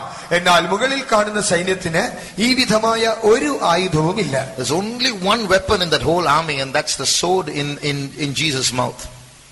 ആ സകല സൈന്യത്തിനും ചേർന്നുള്ളതായ ഒരേ ഒരു ആയുധം, അത് കർത്താവായ യേശുക്രിസ്തുവിന്റെ വായിൽ നിന്ന് പുറപ്പെടുന്ന വാൾ മാത്രം. So look at those rules. They can come with bombs and guns and planes. You have to come waving your hands, that's all. നോക്കുക, അവർക്ക് യുദ്ധത്തിന് വരുമ്പോൾ വിമാനങ്ങളുമായോ ബോംബുകളുമായോ തോക്കുകളുമായോ ഒക്കെ വരാം. എന്നാൽ നിങ്ങൾ ഒഴിഞ്ഞ കൈയുമായി മാത്രമേ യുദ്ധത്തിന് പോകുവാൻ കഴിയൂ. So it's a different kind of battle. That's why I said spiritual, physical. ആകയാൽ ഇതൊരു വ്യത്യസ്തമായ യുദ്ധമാണ്, ശാരീരികമായും ആത്മീകമായുമായുള്ള ഒരു യുദ്ധം. So to fight in that battle, and the Bible prophesies that we are going to win without weapons, then imagine the training that we should take. നോക്കുക, ആ യുദ്ധത്തിൽ യുദ്ധം ചെയ്യുവാൻ, നാം ആ യുദ്ധത്തിൽ ജയിക്കുവാൻ പോകുന്നു എന്ന് ബൈബിൾ പ്രവചിക്കുമ്പോൾ അതിൽ പങ്കെടുക്കുവാൻ നമുക്ക് വേണ്ടതായ പരിശീലനം എങ്ങനെ ആയിരിക്കണം? Now in these last days, ഈ അന്ത്യനാളുകളിൽ this whole world is going to be divided into two groups. മുഴുവൻ ലോകവും തന്നെ രണ്ട് ഗണമായി വിഭജിക്കപ്പെടുവാൻ പോകുന്നു. These two groups are going to be two armies. ഈ രണ്ട് കൂട്ടം രണ്ട് സൈന്യമായി തിരിയുവാൻ പോകുന്നു. Crores and crores of people are going to join the army of the Antichrist. കോടാനുകോടി ആളുകൾ എതിർ ക്രിസ്തുവിന്റെ സൈന്യത്തിൽ ചേരും. And lakhs are going to join the army of Christ. ലക്ഷോപലക്ഷം ആളുകൾ ക്രിസ്തുവിന്റെ സൈന്യത്തിലും ചേർന്നിരിക്കും. Which side are we going to be? നാം ഏത് പക്ഷത്താകുവാൻ പോകുന്നു? We will see now how that bifurcation, how that division is going to take place. എങ്ങനെയാ വിഭജനം, ആ ചേരിതിരിവുണ്ടാകുമെന്ന് നമുക്ക് നോക്കാം. Revelation chapter 22, 11 and 12. വെളിപ്പാട് പുസ്തകം 22-ാം അധ്യായം 11-12 വാക്യം. അനീതി ചെയ്യുന്നവൻ ഇനിയും അനീതി ചെയ്യട്ടെ, അഴുക്കുള്ളവൻ ഇനിയും അഴുക്കാടട്ടെ, നീതിമാൻ ഇനിയും നീതി ചെയ്യട്ടെ, വിശുദ്ധൻ ഇനിയും തന്നെ വിശുദ്ധീകരിക്കട്ടെ. ഇതാ ഞാൻ വേഗം വരുന്നു, ഓരോരുത്തന് അവനവന്റെ പ്രവൃത്തിക്ക് തക്കവണ്ണം കൊടുപ്പാൻ പ്രതിഫലം എന്റെ പക്കലുണ്ട്. He that is unjust, let him be unjust still, and he which is filthy, let him be filthy still, and he that is righteous, let him be righteous still, and he that is holy, let him be holy still. And behold, I come quickly. Enough. So here we see, behold, I come quickly. That means in the last days, this division is going to take place. So one group of people are going to go from holiness to holiness, righteousness to righteousness. Another group of people are going to deteriorate. They're going to go from filthiness to filthiness, from unrighteousness to unrighteousness. മറ്റൊരു കൂട്ടം ആളുകൾ അശുദ്ധിയിൽ നിന്ന് അശുദ്ധിയിലേക്ക്, അനീതിയിൽ നിന്ന് അനീതിയിലേക്ക് അവർ കൂടെ കൂടെ മലീമസമായിക്കൊണ്ടിരിക്കും. Now why does this slipping into these two directions take place? എന്തുകൊണ്ടാണ് ഈ രണ്ട് വിധമായ നിലയിലേക്ക് ആളുകൾ വഴുതി മാറുന്നത്? Because there are two powers that are pulling them on either side. എന്തുകൊണ്ടെന്നാൽ രണ്ട് ശക്തികൾ രണ്ട് വശങ്ങളിലേക്കായി ഇവരെ വലിക്കുന്നു. And these two powers are represented by two women in the Bible. ഈ രണ്ട് ശക്തികളും ബൈബിളിൽ രണ്ട് വിധമായ സ്ത്രീകളാൽ പ്രതിനിധാനം ചെയ്യപ്പെടുന്നു. One is a woman in Revelation chapter 12. ഒന്ന് വെളിപ്പാട് പുസ്തകം 12-ാം അധ്യായത്തിൽ കാണുന്ന സ്ത്രീ. Most of us know that, represented by a picture here. ഇവിടെ പറഞ്ഞിരിക്കുന്ന, ഇവിടെ പ്രതിനിധാനം ചെയ്യുന്ന ആ ചിത്രം നമുക്ക് മിക്കപേർക്കും സുപരിചിതമാണ്. This is a woman alluring people towards holiness. ഈ സ്ത്രീ ആളുകളെ വിശുദ്ധിയിലേക്ക് ആകർഷിക്കുന്ന ഒരു സ്ത്രീയാകുന്നു. Here's another woman, she's in Revelation 17, alluring people towards filthiness. ഇവിടെ മറ്റൊരു സ്ത്രീയെ കാണാം. വെളിപ്പാട് പുസ്തകം 17-ാം അധ്യായത്തിലുണ്ട്, ആളുകളെ അശുദ്ധിയിലേക്ക് വലിച്ചിഴക്കുന്നതായ ഒന്ന്. That white sun-clad woman is the church of God. അവിടെ കാണുന്ന വെളുത്തതായ സൂര്യനെ ധരിച്ചിരിക്കുന്നത് ദൈവത്തിന്റെ സഭ. That whore in Revelation 17, that scarlet-clad woman, she is a demonic system in this world that is alluring the majority in this world towards herself. വെളിപ്പാട് പുസ്തകം 17-ാം അധ്യായത്തിൽ നാം കാണുമ്പോൾ ആളുകളെ തങ്ങളിലേക്ക് വലിച്ചിരിക്കുന്നതായ, പിശാചിനാൽ നയിക്കപ്പെടുന്നതായ ഒരു സംവിധാനമാണ് ഇവിടെ കാണപ്പെടുന്നതായ മ്ലേച്ഛത അഥവാ രക്താംബരം അണിഞ്ഞിരിക്കുന്ന സ്ത്രീ. These two powers are pulling people towards them. ഈ രണ്ട് ശക്തികൾ ആളുകളെ തങ്ങളിലേക്ക് വലിക്കുന്നു, ആകർഷിക്കുന്നു. Now in looking at it outwardly, ബാഹ്യമായ നിലയിൽ നോക്കിയാൽ the red woman is more attractive than the white woman. അവിടെ കാണുന്നതായ ആ ശുഭ്രമായി കാണപ്പെടുന്ന സ്ത്രീയേക്കാൾ കൂടുതൽ ആകർഷണീയത ഈ ചുവന്ന സ്ത്രീക്കാകുന്നു. So people who live by their five senses will go after the red woman rather than the white woman. ആകയാൽ തങ്ങളുടെ പഞ്ചേന്ദ്രിയങ്ങളെ മാത്രം ഉപയോഗിച്ചുകൊണ്ട് ജീവിക്കുന്നതായ ആളുകൾ ആ വെളുത്ത ആ സ്ത്രീയുടെ പിന്നാലെ പോകുന്നതിനേക്കാൾ അധികമായി ഈ ചുവപ്പ് സ്ത്രീയുടെ പിന്നാലെ പോകുന്നതായിരിക്കും ഇഷ്ടപ്പെടുക. These two women have jobs. They have jobs to do. They have assignments to do. They're not here just for fun. They have work to do. ഇവിടെ ആ സ്ത്രീകൾ വെറുതെ ഒരു നേരം പോക്കിന് നിൽക്കുകയല്ല, ഇവർക്ക് രണ്ടുപേർക്കും ചെയ്യുവാൻ പ്രവൃത്തികൾ, ജോലികളുണ്ട്. This red dressed woman, her job is to gather as many people as possible in this world and present them to the Antichrist. ഈ ചുവന്ന വസ്ത്രധാരിണിയായ സ്ത്രീയുടെ ജോലി എന്നത് തന്നാൽ ആവുന്നിടത്തോളം ആളുകളെ തങ്ങളിലേക്ക് ആകർഷിച്ച് വശീകരിച്ച് അവരെ എതിർ ക്രിസ്തുവിനെ കൊണ്ടുപോയി ദാനം ചെയ്യുക. And what will the Antichrist do with those people? ഈ ആളുകളെ കൊണ്ട് എതിർ ക്രിസ്തു ചെയ്യുന്നത് എന്താണ്? Use them for some time and then kill them. അവരെ അല്പകാലം ഉപയോഗിച്ചിട്ട് പിന്നീട് അവരെ കൊന്നുമുടിക്കുക. On the other hand, that white dressed woman also has a job. മറുഭാഗത്ത് ശുഭ്രവസ്ത്രധാരിണിയായ സ്ത്രീക്ക് ഒരു ജോലിയുണ്ട്. Read 2 Corinthians 11:2. 2 കൊരിന്ത്യർ 11:2. ഞാൻ നിങ്ങളെ കുറിച്ച് ദൈവത്തിന്റെ എരിവോടെ എരിയുന്നു, ഞാൻ ക്രിസ്തു എന്ന ഏക പുരുഷന് നിങ്ങളെ നിർമ്മല കന്യകയായി ഏൽപ്പിപ്പാൻ വിവാഹ നിശ്ചയം ചെയ്തിരിക്കുന്നു. For I am jealous over you with godly jealousy, for I have espoused you to one husband, that I may present you as a chaste virgin to Christ. So God's servants are saying, we are gathering people so that we might look at the word present, and that I might present you to Christ. നോക്കുക, അവിടെ കർത്താവിന്റെ ശുശ്രൂഷകർ ജനത്തെ ദൈവം മുൻപാകെ നിർത്തുവാൻ, ആ വാക്ക് നമ്മൾ നോക്കിയാൽ അവിടെ ദൈവം മുൻപാകെ അവനെ ഏൽപ്പിക്കുവാൻ എന്ന് കാണാം. So the responsibility of the church, the apostles, the servants of God, is to gather people and present them to Christ as his bride. ആകയാൽ ദൈവസഭയുടെയും ദൈവ ശുശ്രൂഷകരുടെയും ഉത്തരവാദിത്വം എന്നത് ആളുകളെ എല്ലാം ചേർത്ത് അവരെ ക്രിസ്തുവിന് മുൻപാകെ നിർമ്മല കന്യകയായി ഏൽപ്പിക്കുക, നിർത്തുക എന്നുള്ളതാകുന്നു. So both these women are very busy today doing their jobs. ആകയാൽ ഈ രണ്ട് സ്ത്രീകളും തങ്ങളുടെ ജോലികളിൽ വളരെ തിരക്കോടെ വ്യാപൃതരായിരിക്കുന്നു. So let's look at what this whore, this red-dressed woman is doing in this world. ഇവിടെ കാണുന്ന ഈ മ്ലേച്ഛതയായ ചുവന്ന വസ്ത്രധാരിണിയായ സ്ത്രീ ചെയ്യുന്നത് എന്തെന്ന് നോക്കാം. We will see more of her tomorrow. നാളെ അവളെ കുറിച്ച് അധികമായി നോക്കാം. She tries to play with the minds of human beings. She tries to play with അവൾ മനുഷ്യരുടെ തലച്ചോർ അല്ലെങ്കിൽ ചിന്തയെ ഉപയോഗിച്ച് പ്രവർത്തിക്കുന്നു. She wants to blind them and seduce them and allure them towards herself. മറ്റുള്ളവരുടെ മനസ്സിനെ കുരുടാക്കി അവരെ ചതിച്ച് അവരെ വശീകരിച്ച് വഞ്ചിക്കുവാൻ അവൾ ശ്രമിക്കുന്നു. So using the entertainments and the fashion and the fun of this world, the devil is alluring, this woman in the system of entertainment is alluring so many people that they think that this is life. ആകയാൽ ഈ ലോകത്തിലെ വിനോദങ്ങൾ, ഈ ലോകത്തിലെ രസകരമായ കാര്യങ്ങളെല്ലാം ഉപയോഗിച്ചുകൊണ്ട് ജീവിതമെന്നാൽ ഇതാണെന്ന് ആളുകൾ ചിന്തിക്കത്തക്കതായ നിലയിൽ ഈ സംവിധാനം അഥവാ ഈ സ്ത്രീ ആളുകളെ വഞ്ചിച്ചു കൊണ്ടിരിക്കുന്നു. One man of God made a statement like this.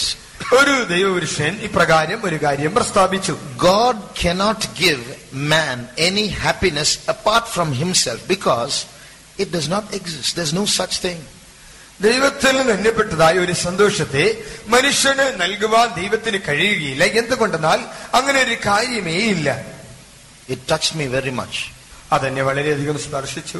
God cannot give any happiness apart from himself to man because it does not exist. There is no such thing. ദൈവത്തിൽ നിന്ന് അകന്നതായ അല്ലെങ്കിൽ ദൈവത്തോട് ബന്ധമില്ലാത്ത ഒരു സന്തോഷത്തെ, ഉല്ലാസത്തെ മനുഷ്യന് നൽകുവാൻ ദൈവത്തിന് കഴിയുകയില്ല. എന്തുകൊണ്ടെന്നാൽ അങ്ങനെ ഒരു കാര്യം നിലനിൽക്കുന്നില്ല.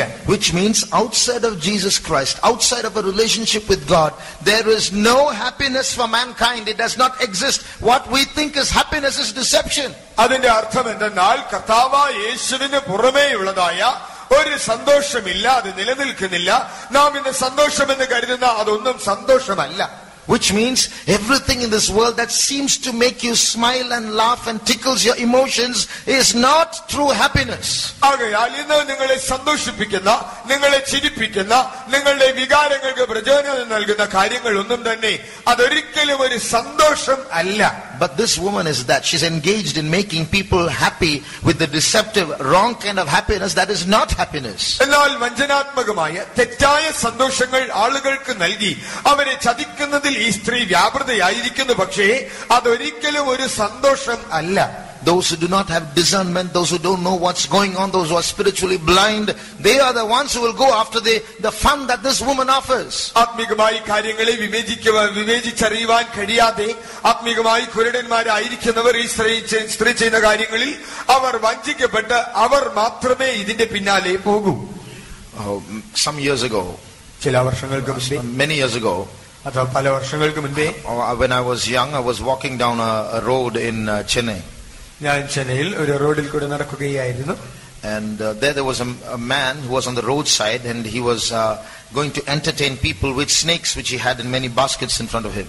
അവിടെ ആ റോഡ് സൈഡിൽ ഒരു വ്യക്തി തന്റെ മുൻപാകെ ധാരാളം കൂടുകളിൽ പാമ്പുകളെ വെച്ചുകൊണ്ട് അവിടെ ചില വിനോദ പ്രകടനങ്ങൾ നടത്തിക്കൊണ്ടിരുന്നു. And he was inviting everyone, all of you come, I'm going to show you snakes fighting and I have a snake with 9 colors, I'm going to show it to you.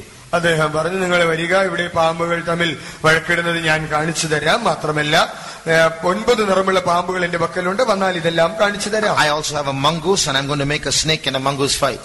ഞാൻ എന്റെ കീരിയുണ്ട്, ഇവിടെ കീരിയും പാമ്പും തമ്മിലുള്ളതായ പോരാട്ടവും കാണിച്ചു തരാം. So he also lifted one basket and showed one snake there and closed it again. താൻ ഒരു കൂട തുറന്ന് ഒരു പാമ്പിനെ കാണിച്ചിട്ട് ഉടനെ അതടച്ചു. So many people gathered. ആളുകൾ ഓടിക്കൂടി. So he said, first offer your money. ആദ്യം പറഞ്ഞു നിങ്ങൾ പണം തരിക. So some people put their coins. ചില ആളുകൾ നാണയത്തുട്ടുകൾ ഇട്ട് കൊടുത്തു. So I was also standing with them. ഞാനും അവരോട് കൂടെ നിൽക്കുകയായിരുന്നു. Then the man, he drew one semicircle and said, all of you come into this circle. ആ മനുഷ്യൻ ഒരു അർദ്ധവൃത്താകൃതിയിൽ ഒരു വൃത്തം വരച്ചിട്ട് നിങ്ങൾ എല്ലാവരും ഇതിനകത്തേക്ക് വരിക എന്ന് പറഞ്ഞു.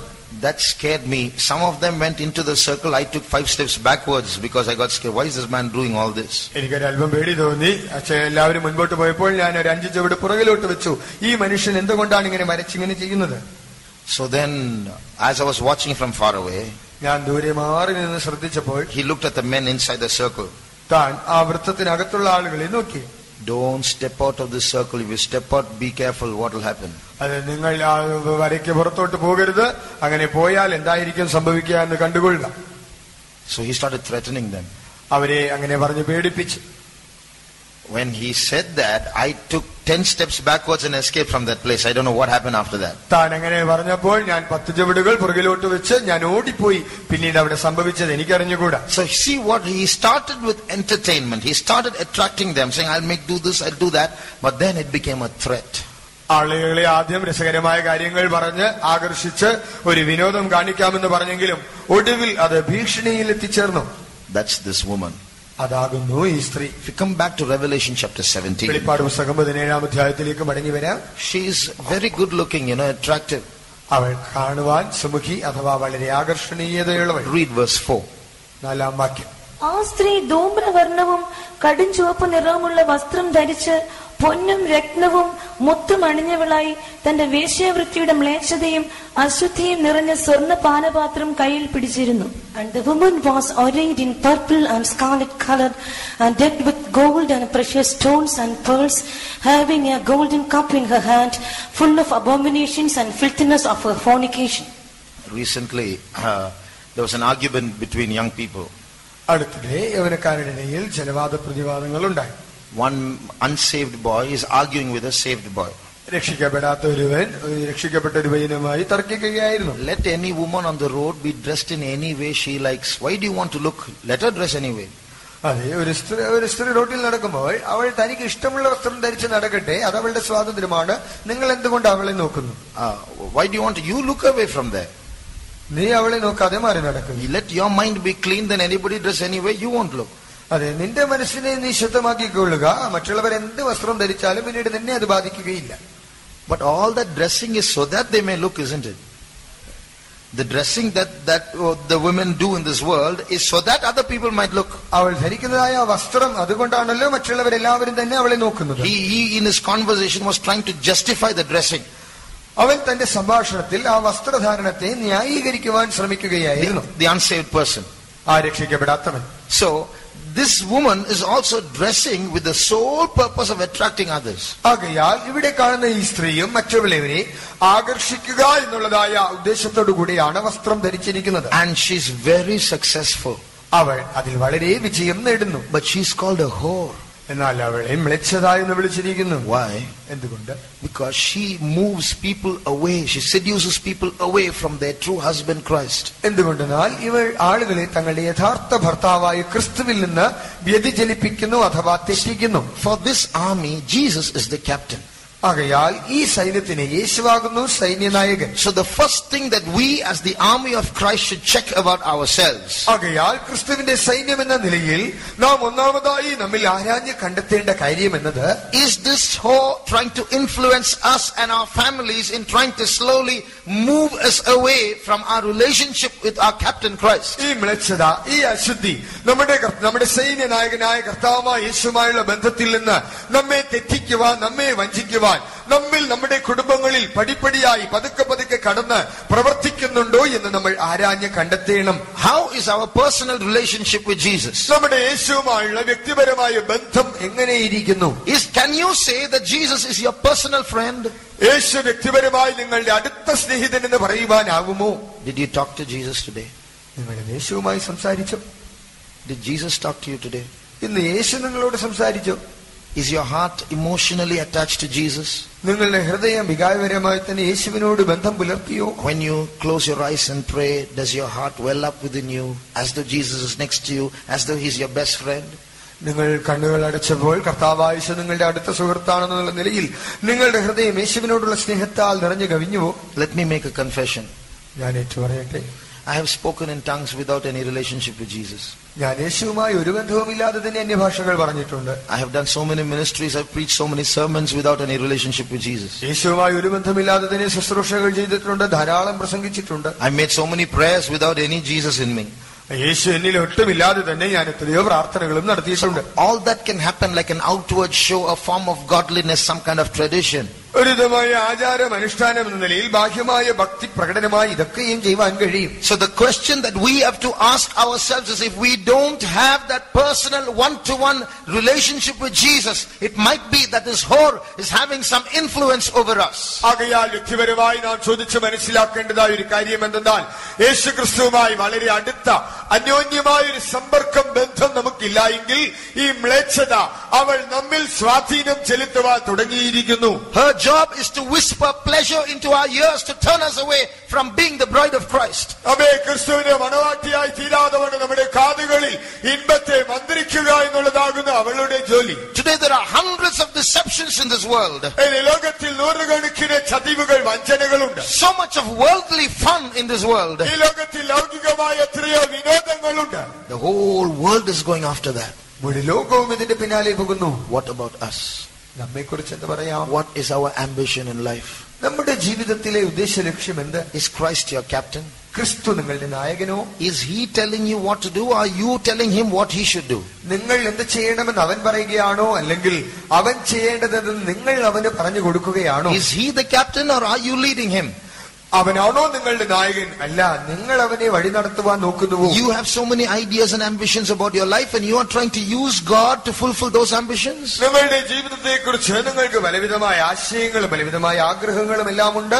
അതെല്ലാം നിറവേറ്റുവാൻ നിങ്ങൾ യേശുവിനെ ഉപയോഗിക്കുകയാണോ? Or are we saying, Lord, what wilt thou have me to do? അതോ അല്ലെങ്കിൽ കർത്താവേ, ഞാൻ എന്ത് ചെയ്യണമെന്ന് നീ ആഗ്രഹിക്കുന്നു അത് മാത്രം ഞാൻ ചെയ്യട്ടെ എന്ന് ദൈവത്തോട് പറയുന്നു. He is our captain. അവൻ തന്നെയാണ് നമ്മുടെ നായകൻ. Our relationship with him should be emotional love towards him, at the same time obedience to him. ദൈവവും അവനുമായുള്ള നമ്മുടെ ബന്ധം എന്നത് വളരെ വികാരപരമായ ഒരു ബന്ധമായിരിക്കണം. അതേസമയം തന്നെ നാം അവനോട് വിധേയത്വം പുലർത്തുകയും വേണം. You know, Jesus loves each one of us so much. നോക്കുക, നമ്മുടെ യേശു നമ്മിൽ ഓരോരുത്തരെയും വളരെ സ്നേഹിക്കുന്നു. You don't know, it's something that cannot be described. നോക്കുക, നാം വിശദീകരിക്കുവാൻ പോലും കഴിയാത്ത നിലയിൽ He loves us so much. അവൻ ഇത്രത്തോളം നമ്മെ സ്നേഹിക്കുന്നു. We love him. നാം അവനെ സ്നേഹിക്കുന്നു. Can we say that we love him above everything else? എല്ലാത്തിനേക്കാൾ അധികമായ കർത്താവിനെ സ്നേഹിക്കുന്നു എന്ന് പറയുവാൻ കഴിയുമോ? To be his bride, അവന്റെ മണവാട്ടിയാകേണ്ടത്, to be that army, ആ സൈന്യത്തിലാകേണ്ടത്, we need such a close relationship with him. ഇത്രത്തോളം കർത്താവുമായി ഒരു അടുത്ത ബന്ധം നമുക്ക് വേണം. There's a song in English. ഇംഗ്ലീഷിൽ ഒരു പാട്ടുണ്ട്. Not for ease or worldly pleasure, not for these my prayer shall be. My prayer will not be for ease or for worldly pleasure. എന്റെ പ്രാർത്ഥന എന്ന് പറയുന്നത് ഈ ലോകത്തിലെ ഈ ലൗകികമായ ഇമ്പങ്ങൾക്കോ സന്തോഷങ്ങൾക്കോ വേണ്ടി ആയിരിക്കുകയില്ല. Gladly will I toil and suffer, only let me walk with thee. ഞാൻ സന്തോഷമായി കർത്താവിനെ നിനക്ക് വേണ്ടി പാടുകളും കഷ്ടങ്ങളും അനുഭവിക്കാം, എനിക്ക് നിന്നോടുകൂടെ നടന്നാൽ മാത്രം മതി. Is that our prayer? നമ്മുടെ പ്രാർത്ഥന ഇതാണോ? I have Jesus, that's more than enough for me, nothing else I want. എനിക്ക് യേശു ഉണ്ടല്ലോ, എനിക്ക് അത് മതി, എനിക്ക് വേറെ ഒന്നും വേണ്ട. Or are we praying for something else? അല്ല, നമ്മൾ മറ്റു പലതിനു വേണ്ടിയാണോ പ്രാർത്ഥിക്കുന്നത്? What's the chief burden of our heart? നമ്മുടെ ഹൃദയത്തിലെ പ്രധാനപ്പെട്ട ഭാരം എന്ത്? What are our tears for? നാം ഏതിനു വേണ്ടി കണ്ണുനീരൊഴുക്കുന്നു? What are our emotions bubbling towards? നമ്മുടെ വികാരങ്ങൾ എന്തിനു വേണ്ടി കുതിക്കുന്നു? Is it for Jesus or is it for something else? അത് യേശുവിന് വേണ്ടിയാണോ അല്ലെങ്കിൽ മറ്റെന്തിനെങ്കിലും വേണ്ടിയാണോ? Or is it for someone else? അത് മറ്റാർക്കെങ്കിലും വേണ്ടി വെമ്പൽ കൊള്ളുന്നുവോ? Today, before we finish this meeting, ഇന്ന് ഈ യോഗം അവസാനിപ്പിക്കും മുൻപേ we must renew our relationship with Jesus. നമ്മുടെ യേശുവുമായുള്ള ബന്ധത്തെ പുതുക്കിയേ തീരൂ. Shall we close our eyes? ദയവായി കണ്ണുകളടയ്ക്കാം. He is our captain. അവൻ നമ്മുടെ നായകൻ. To be part of his army, he didn't just call us, he died for us, he shed his blood for us. അവൻ സൈന്യത്തിലാകേണ്ടതിന് അവൻ നമ്മെ വെറുതെ വിളിക്കുക മാത്രമല്ല, അവൻ നമുക്ക് വേണ്ടി വന്ന പാടുകൾ അനുഭവിച്ച് മരിച്ച് തന്റെ രക്തം നമുക്കായി ചിന്തി. Don't allow that red-dressed woman to deceive you. ആ ചുവന്ന വസ്ത്രധാരിണിയായ സ്ത്രീ നിങ്ങളെ ചതിക്കുവാൻ നിങ്ങൾ സമ്മതിക്കരുതേ. She has the latest of everything with her. ഈ ലോകത്തിലെ സകല ആധുനികതകളും ഏറ്റവും പുതിയ പലതും അവളുടെ പക്കൽ ഉണ്ട്. Latest car, latest watch, latest clothes, latest cell phone, everything she has with her, she'll give you. If you like it, she'll give you. പുതിയ കാറുകൾ, പുതിയ വസ്ത്രം, പുതിയ മൊബൈൽ ഫോൺ, പുതിയത് എല്ലാം പുതിയത് നിങ്ങൾക്ക് തരുവാൻ അവളുടെ കയ്യിലുണ്ട്. When you read the newspaper, she's there. നിങ്ങൾ ദിനപത്രങ്ങൾ വായിക്കുമ്പോൾ അവൾ അവിടെയുണ്ട്. When you open the magazine, she's there. മാഗസിനുകൾ തുറക്കുമ്പോൾ അവൾ അതിലുണ്ട്. She's there in the words of the lips of your friends. അതെ, നിങ്ങളുടെ സ്നേഹിതരുടെ അധരങ്ങളിൽ അവളുണ്ട്. So when she speaks, don't think it's somebody speaking, she's speaking. ആകയാൽ സംസാരിക്കുമ്പോൾ ആരോ സംസാരിക്കുന്നു എന്നല്ല, അവൾ തന്നെയാണ് സംസാരിക്കുന്നതെന്ന് മനസ്സിലാക്കുക. Immediately a lust will be born in you and you will start making plans to obey her advertisements. ഉടൻ തന്നെ നിങ്ങളിൽ ഒരു മോഹം ഉണ്ടാകുന്നു. അവളുടെ ആവിധമായ കാര്യങ്ങൾക്ക് വശംവദരാകുവാൻ നിങ്ങൾ ഒരു തീരുമാനം കൈക്കൊള്ളുന്നു. Suddenly you have the money, you have the ability and the freedom. You immediately go after her wishes and obey her. നിങ്ങൾക്ക് വേണ്ടതായ പണങ്ങൾ, അതിനുവേണ്ടതായ എല്ലാ സാഹചര്യങ്ങളും ലഭിക്കുന്നു. ഉടനെ തന്നെ അവൾ നിങ്ങളെക്കുറിച്ച് അവളുടെ അഭിലാഷം നിറവേറ്റുവാനായി നിങ്ങൾ ഇറങ്ങിത്തിരിക്കുന്നു. With your money, the lust is fulfilled. നിങ്ങളുടെ പണം കൊണ്ട് നിങ്ങളുടെ ആ മോഹത്തെ നിറവേറ്റുന്നു. Now you have little moved away from Christ. ഇപ്പോൾ നിങ്ങൾ ക്രിസ്തുവിൽ നിന്ന് അല്പം അകന്നു മാറി. Little by little, he'll take you away. അല്പമായി അവൾ നിങ്ങളെ അകറ്റിക്കളയും. Find out, are we doing the will of God? നാം കണ്ടെത്തണം, നാം ദൈവ ഇഷ്ടം ചെയ്യുന്നുവോ? Or are we being deceived by an adversary? നാം നമ്മുടെ പ്രതിയോഗിയാൽ ചതിക്കപ്പെട്ടുവോ? Are we living to fulfill our lusts, our passions, or are we living to do what Jesus wants us to do? നമ്മുടെ സ്വന്തം മോഹങ്ങൾ, സ്വന്തം അഭിലാഷങ്ങൾ, സ്വന്തം ആഗ്രഹങ്ങൾ നിറവേറ്റുവാനായി നാം ശ്രമിക്കുകയാണോ, അല്ലെങ്കിൽ കർത്താവിന് നമ്മെക്കുറിച്ചുള്ള ആഗ്രഹം നിറവേറ്റുവാൻ നാം ശ്രമിക്കുന്നു? I remember one man writing in his diary. തന്റെ ഡയറി കുറിപ്പിൽ ഇപ്രകാരം എഴുതിയ ഒരു മനുഷ്യനെ ഓർക്കും. Last night when I went to sleep, I must confess, Jesus was not in my last thought. കഴിഞ്ഞ രാത്രിയിൽ ഉറങ്ങുവാൻ പോയപ്പോൾ എന്റെ അവസാനത്തെ ആ ചിന്തകളിൽ കർത്താവ് യേശുവില്ല എന്ന് ഞാൻ ഏറ്റുപറയേണ്ടതായിട്ടുണ്ട്. What a confession. What a confession. എങ്ങനെയുള്ളൊരു ഏറ്റുപറച്ചിലെന്ന് നോക്കുക. Do we think that Jesus last thing before we go to sleep? നോക്കുക, നമ്മൾ ഉറങ്ങുവാൻ പോകുമ്പോൾ നമുക്കുണ്ടായ അവസാനത്തെ ചിന്തയിൽ അത് യേശു ഉണ്ടായിരുന്നുവോ? Is not that our expectation? Is not that God's expectation of us? നമ്മെ കുറിച്ചുള്ളതായ ദൈവത്തിന്റെ പ്രതീക്ഷയും അത് തന്നെയല്ലേ? Is that not the way we should be? നാം ആയിരിക്കേണ്ടതായ വഴി ഇത് തന്നെയല്ലേ? We talk about so many things, we want so many things, we go for so many things. Where is Jesus? അനേക കാര്യങ്ങൾ നമ്മൾ സംസാരിക്കുന്നു, അനേക കാര്യങ്ങൾ ആഗ്രഹിക്കുന്നു, അനേക കാര്യങ്ങളുടെ പിന്നാലെ പോകുമ്പോൾ യേശു എവിടെ? Is Jesus the first person in our life? നമ്മുടെ ജീവിതത്തിൽ യേശു തന്നെയാണ് ഒന്നാമത്തെ വ്യക്തി. Is he the top priority in our life? നമ്മുടെ ജീവിതത്തിൽ ഏറ്റവും പ്രാധാന്യം അവനാണോ? Everything else is after him. മറ്റെല്ലാം അവന്റെ പിന്നാലെ മാത്രം. Even if I lose those other things, never mind, I want Jesus. ഞാൻ മറ്റു കാര്യങ്ങൾ മറ്റെല്ലാം നഷ്ടപ്പെട്ടു പോയാലും എനിക്ക് യേശു മാത്രം മതി. Let's ask ourselves a question. നമുക്ക് നമ്മോടൊരു ചോദ്യം ചോദിക്കാം. How many of you are not satisfied with your relationship with Jesus? നിങ്ങളിൽ എത്ര പേർ യേശുവുമായുള്ള നിങ്ങളുടെ ബന്ധത്തിൽ തൃപ്തിയില്ലാത്തവരായിരിക്കും? How many will say, yes, I have so much of tradition inside my life that true, rich, personal relationship with Jesus is missing?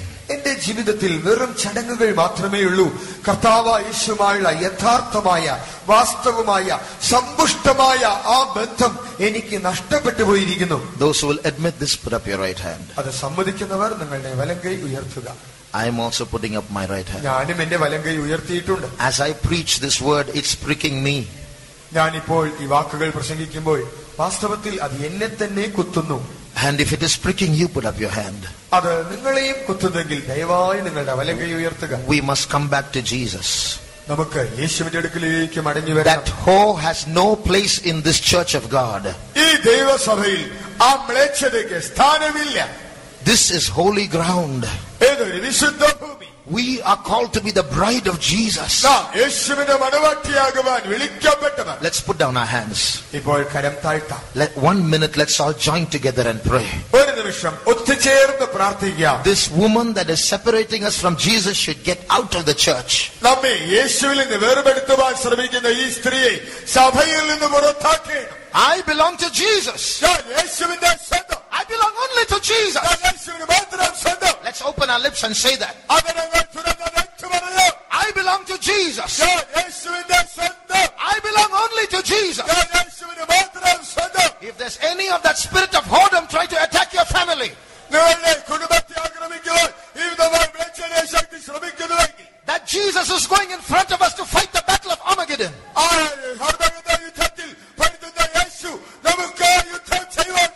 He is going to stand in front of you to fight your battle against worldliness.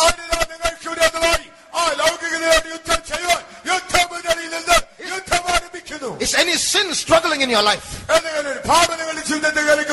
Today Jesus is going to put an end to that sin. He's the destroyer of sin.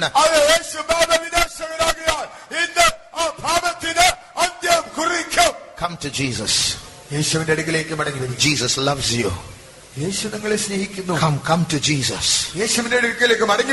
In Jesus' name, come to Jesus. In Jesus' name, we bind those strange powers that are separating you from your husband.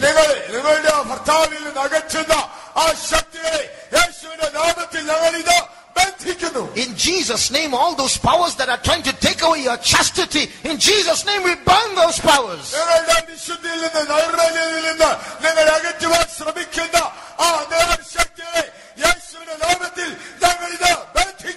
Jesus is walking in our midst. I'm not telling lies.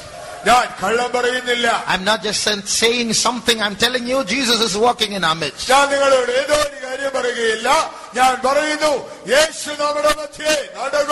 He's looking at each one of us. As we lifted up our hands and acknowledged our moving away from Christ,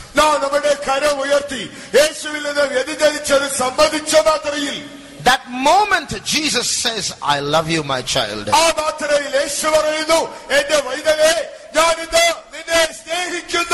And God is going to send down His power to bring you back to Him.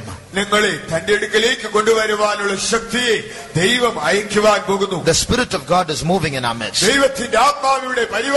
You talk to Jesus. Tell Him, Jesus, I love you. Jesus, I want to love you even more. Jesus, I want to love you with all of my heart. Jesus, I receive you as my husband. Jesus, accept me as your bride. As you say these words, the Spirit of God is moving upon you. He's going to heal your corrupted mind. There was a lot of redness of that whore in your heart.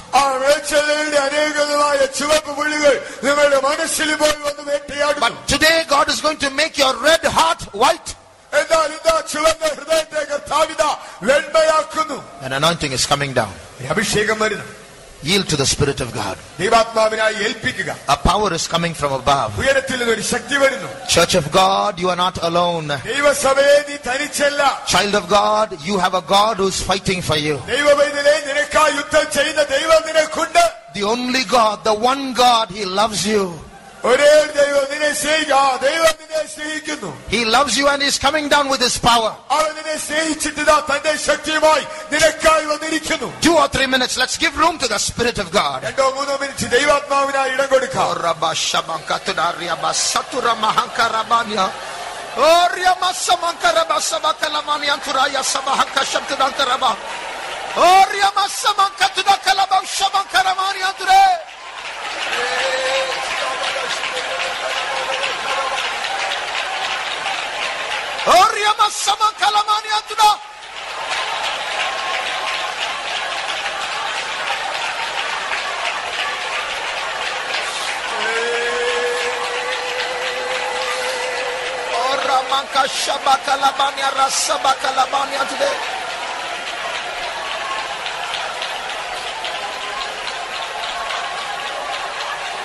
That whore has been deceiving the whole world.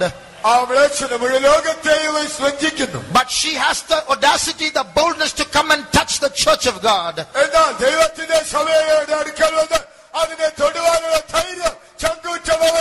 Today that spirit is going to leave. പോകുന്നു. Today Jesus is going to win this battle. ഇന്ന് യേശു ആ യുദ്ധത്തിൽ ജയിക്കുവാൻ പോകുന്നു. Today you are going to win this battle.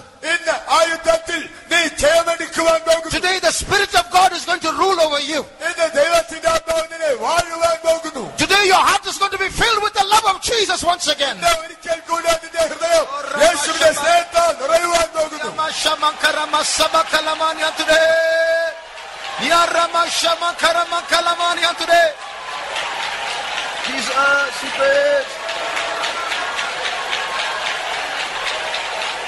N പ്രിയനെ നിന്നോട് ചേരുവാൻ N പ്രാണനെന്നും വാഞ്ചിക്കുന്നേ, നിൻ സ്നേഹത്താൽ നിറഞ്ഞു വാഴുവാൻ എൻ ഹൃദയം ദാഹിക്കുന്നേ, നിൻ സ്നേഹത്താൽ നിറഞ്ഞു വാഴുവാൻ എൻ ഹൃദയം ദാഹിക്കുന്നേ, എൻ പ്രിയനെ നിന്നോട് ചേരുവാൻ എൻ പ്രാണനെന്നും വാഞ്ചിക്കുന്നേ, നിൻ സ്നേഹത്താൽ നിറഞ്ഞു വാഴുവാൻ എൻ ഹൃദയം ദാഹിക്കുന്നേ, നിൻ സ്നേഹത്താൽ നിറഞ്ഞു വാഴുവാൻ എൻ ഹൃദയം ദാഹിക്കുന്നേ, എൻ പ്രിയനെ നിന്നോട് ചേരുവാൻ N പ്രാണനെന്നും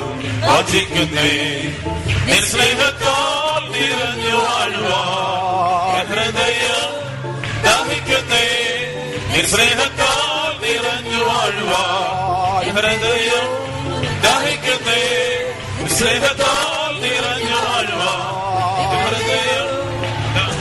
hallelujah hallelujah Hallelujah. Hallelujah. Hallelujah. Hallelujah. Amen. Jesus, Jesus, Jesus, Jesus, Jesus.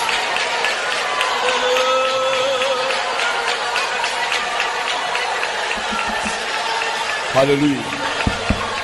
Hallelujah. ദൈവാത്മാവ് ഇന്ന് രാത്രികാലം നമ്മോട് വചനത്തിൽ കൂടെ വ്യക്തമായി വളരെ ശക്തമായി നമ്മോട് ഇടപെടുകയുണ്ടായി.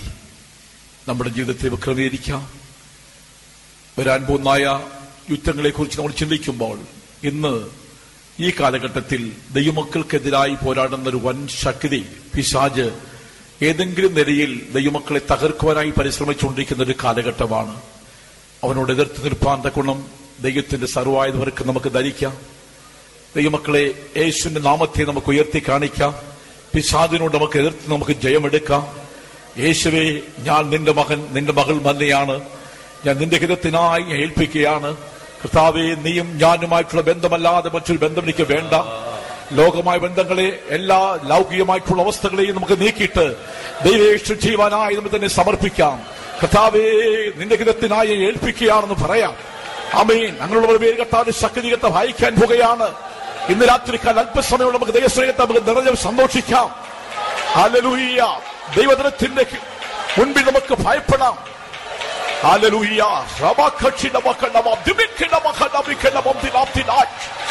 Lord, become the light. Hallelujah. Hallelujah. Hallelujah. Hallelujah. Hallelujah. Hallelujah. ഈ കാലഘട്ടത്തിൽ നമുക്ക് ആവശ്യമായിരിക്കുന്ന ഒരു ശുദ്ധ ഹൃദയമാണ്, നല്ലൊരു മനസ്സാക്ഷിയാണ്. ശുദ്ധ ഹൃദയത്തോട്, നല്ല മനസ്സാക്ഷിയോടുകൂടെ വിശുദ്ധിക്ക് വേണ്ടി മക്കൾ പോരാടി വിശുദ്ധിയോടെ കാത്തിരിക്കുന്നവർക്കായിട്ട് യേശു വേഗം വരാൻ പോകുകയാണ്. നിർമ്മലതയോടെ കാത്തിരിക്കുന്നവർക്കായിട്ട് യേശു വേഗം വരാൻ പോകുകയാണ്. നമ്മുടെ കർത്താവായ യേശു ക്രിസ്തു അനുരൂപരായി ജീവിക്കുന്നവർക്കായിട്ട്, ലോകത്തിന്റെ മാലിന്യങ്ങളെ വിട്ടോടി നീതി, ഭക്തി, വിശ്വാസം, ശുദ്ധഹൃദയത്തോടെ നല്ല മനസ്സാക്ഷിയോടെ ജീവിക്കുന്നവർക്കായിട്ട് നമ്മുടെ പ്രിയൻ വേഗത്തിൽ വെളിപ്പെടാൻ പോകുകയാണ്. ഹല്ലേലൂയ. പ്രത്യാശയുടെ മക്കൾ ഇപ്പോൾ പാടിയ കോറസ് നമുക്ക് വീണ്ടും പാടാം.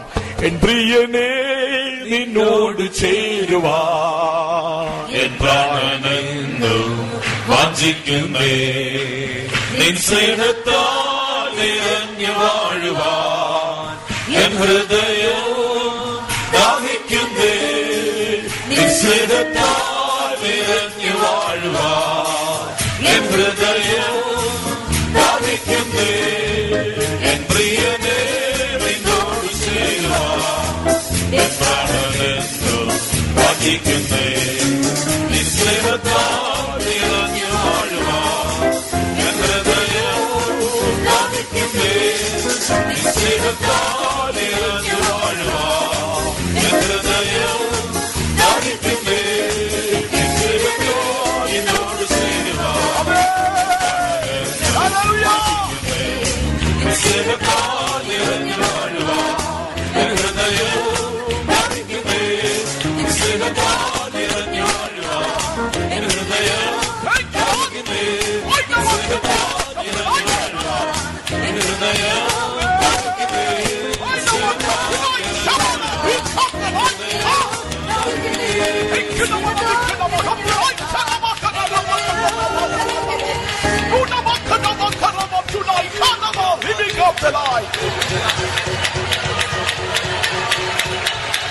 Hallelujah!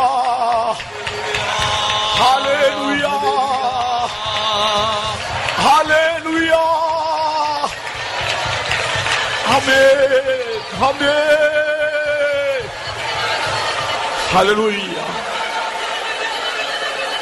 Hallelujah! നാം ദൈവദിനം കേൾക്കുമ്പോൾ നമ്മെ തന്നെ താഴ്ത്തി കൊടുക്കണം. സാധാരണ ഞാൻ പറയാറുണ്ട്, 15-10 മിനിറ്റ് കിട്ടിയാൽ, എല്ലാ ജോലികളും ഒതുങ്ങിന് ശേഷം 10 മിനിറ്റ് കിട്ടിയാൽ അവർ മുഴങ്കാലയും മടക്കണം. കർത്താവിന് വേലക്കാരോട് ഞാൻ പറയാറുണ്ട്, വിശ്വാസികൾ പറയാറുണ്ട്, അന്ത്യകാലം ഒരവസാന കാലഘട്ടത്തിൽ വന്നിരിക്കുന്നു. ഉറങ്ങുവാനുള്ള സമയമല്ല, ഉണരേണ്ട സമയം. തീക്ഷണതയോടെ ജീവിക്കേണ്ട കാലഘട്ടം, എരിവോടെ ജീവിക്കേണ്ട കാലഘട്ടം, ഉണരേണ്ട കാലഘട്ടമാണ്. ഒരു അന്ത്യ കാലഘട്ടമാണ്. ഉണരാം, യേശുവിലേക്ക് അടുക്കാം, കൃപകളെ നമുക്ക് പ്രാപിക്കാം, ബലം നമുക്ക് പ്രാപിക്കാം, അഭിഷേകത്തെ പുതുക്കാം, വിശുദ്ധിക്ക് വേണ്ടി പോരാടാം, പ്രത്യാശയോടെ നമുക്ക് കാത്തിരിക്കാം. അവർക്കായി യേശു വേഗം വരാൻ പോകുകയാണ്. Jesus, why does he walk and have to become the light? Amen. Hallelujah. Hallelujah. Hallelujah. Thank you, the Lord. I love you. Hallelujah.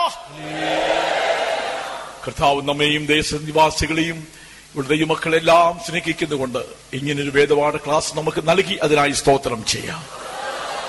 സ്തോത്രം, സ്തോത്രം, സ്തോത്രം, സ്തോത്രം, സ്തോത്രം, സ്തോത്രം, സ്തോത്രം, സ്തോത്രം, സ്തോത്രം, സ്തോത്രം, സ്തോത്രം.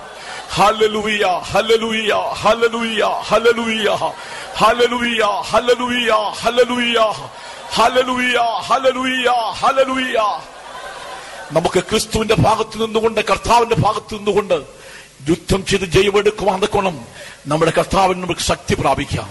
ഇപ്പോഴേ നമുക്ക് ബലമെടുക്കാം, കൃപകളെ പ്രാപിപ്പാൻ. എല്ലാവർക്കും കൃപ നൽകണനായി ചെന്ന് സ്തോത്രം ചെയ്യാം. സ്തോത്രം, സ്തോത്രം, സ്തോത്രം, സ്തോത്രം, സ്തോത്രം, സ്തോത്രം, സ്തോത്രം, സ്തോത്രം. കൊണ്ടുവന്ന ദൈവമക്കൾക്കായി സ്തോത്രം ചെയ്യാം. ദൈവത്തിന്റെ മാറ്റമില്ലാത്ത ആഴമേറിയ സത്യങ്ങളെ പഠിപ്പിക്കുവാൻ പ്രിയ ദാസന്മാർക്ക് ദൈവം കൃപ നൽകിയതുകൊണ്ട് സ്തോത്രം ചെയ്യാം. സ്തോത്രം, സ്തോത്രം, സ്തോത്രം. തുറന്നു നടക്കുന്ന എല്ലാ ദിവസങ്ങളും നടക്കുന്ന മീറ്റിംഗിന്റെ അനുഗ്രഹമാക്കി തീർക്കണം, അതിനായി സ്തോത്രം ചെയ്യാം. സ്തോത്രം. ദൈവമക്കൾ മടങ്ങിപ്പോകുന്ന യാത്രയെ സൂക്ഷിക്കേണ്ടതിനായി സ്തോത്രം ചെയ്യാം. സ്തോത്രം. ഇവിടെ വാഹനങ്ങളിലെല്ലാം ദൈവം സൂക്ഷിക്കേണ്ടതിനായി സ്തോത്രം ചെയ്യാം. കർത്താവിന്റെ കരുതലും സൂക്ഷിപ്പുണ്ടായിരിക്കേണ്ടതിനായി സ്തോത്രം ചെയ്യാം. പോകുന്ന വണ്ടിയിൽ കർത്താവിന്റെ വരവാണെങ്കിൽ എടുക്കപ്പെടുവാൻ എല്ലാവരെയും യോഗ്യരാക്കി തീർക്കേണ്ടതിനായി സ്തോത്രം ചെയ്യാം. തിരുവല്ലായി സെൻട്രൽ ലോക്കിന് വലിയ ഉണർവുണ്ടാകുന്നതിന് വേണ്ടി സ്തോത്രം ചെയ്യാം. സ്തോത്രം. മുടി ലോകത്തിൽ വലിയ ഉണർവഹിക്കുന്നതിനായി സ്തോത്രം ചെയ്യാം. വിശുദ്ധിക്ക് വേണ്ടി പോരാടുവാൻ കൃപ നൽകുന്നതിനായി സ്തോത്രം ചെയ്യാം. നിർമ്മല മനസ്സാക്ഷിയുടെ യേശുവിനെ അടുക്കുവാൻ കൃപ നൽകുന്നതിനായി സ്തോത്രം ചെയ്യാം. യേശുവിന്റെ ഭാഗത്ത് നിന്നുകൊണ്ട് കർത്താവിന് വേണ്ടി ജീവിപ്പാൻ കൊണ്ട് നമുക്ക് എല്ലാവർക്കും കൃപ നൽകുന്നതിനായി സ്തോത്രം ചെയ്യാം. Hallelujah, hallelujah. വരവിനായി നമ്മെ ഒരുക്കുന്നതിനായി സ്തോത്രം ചെയ്യാം.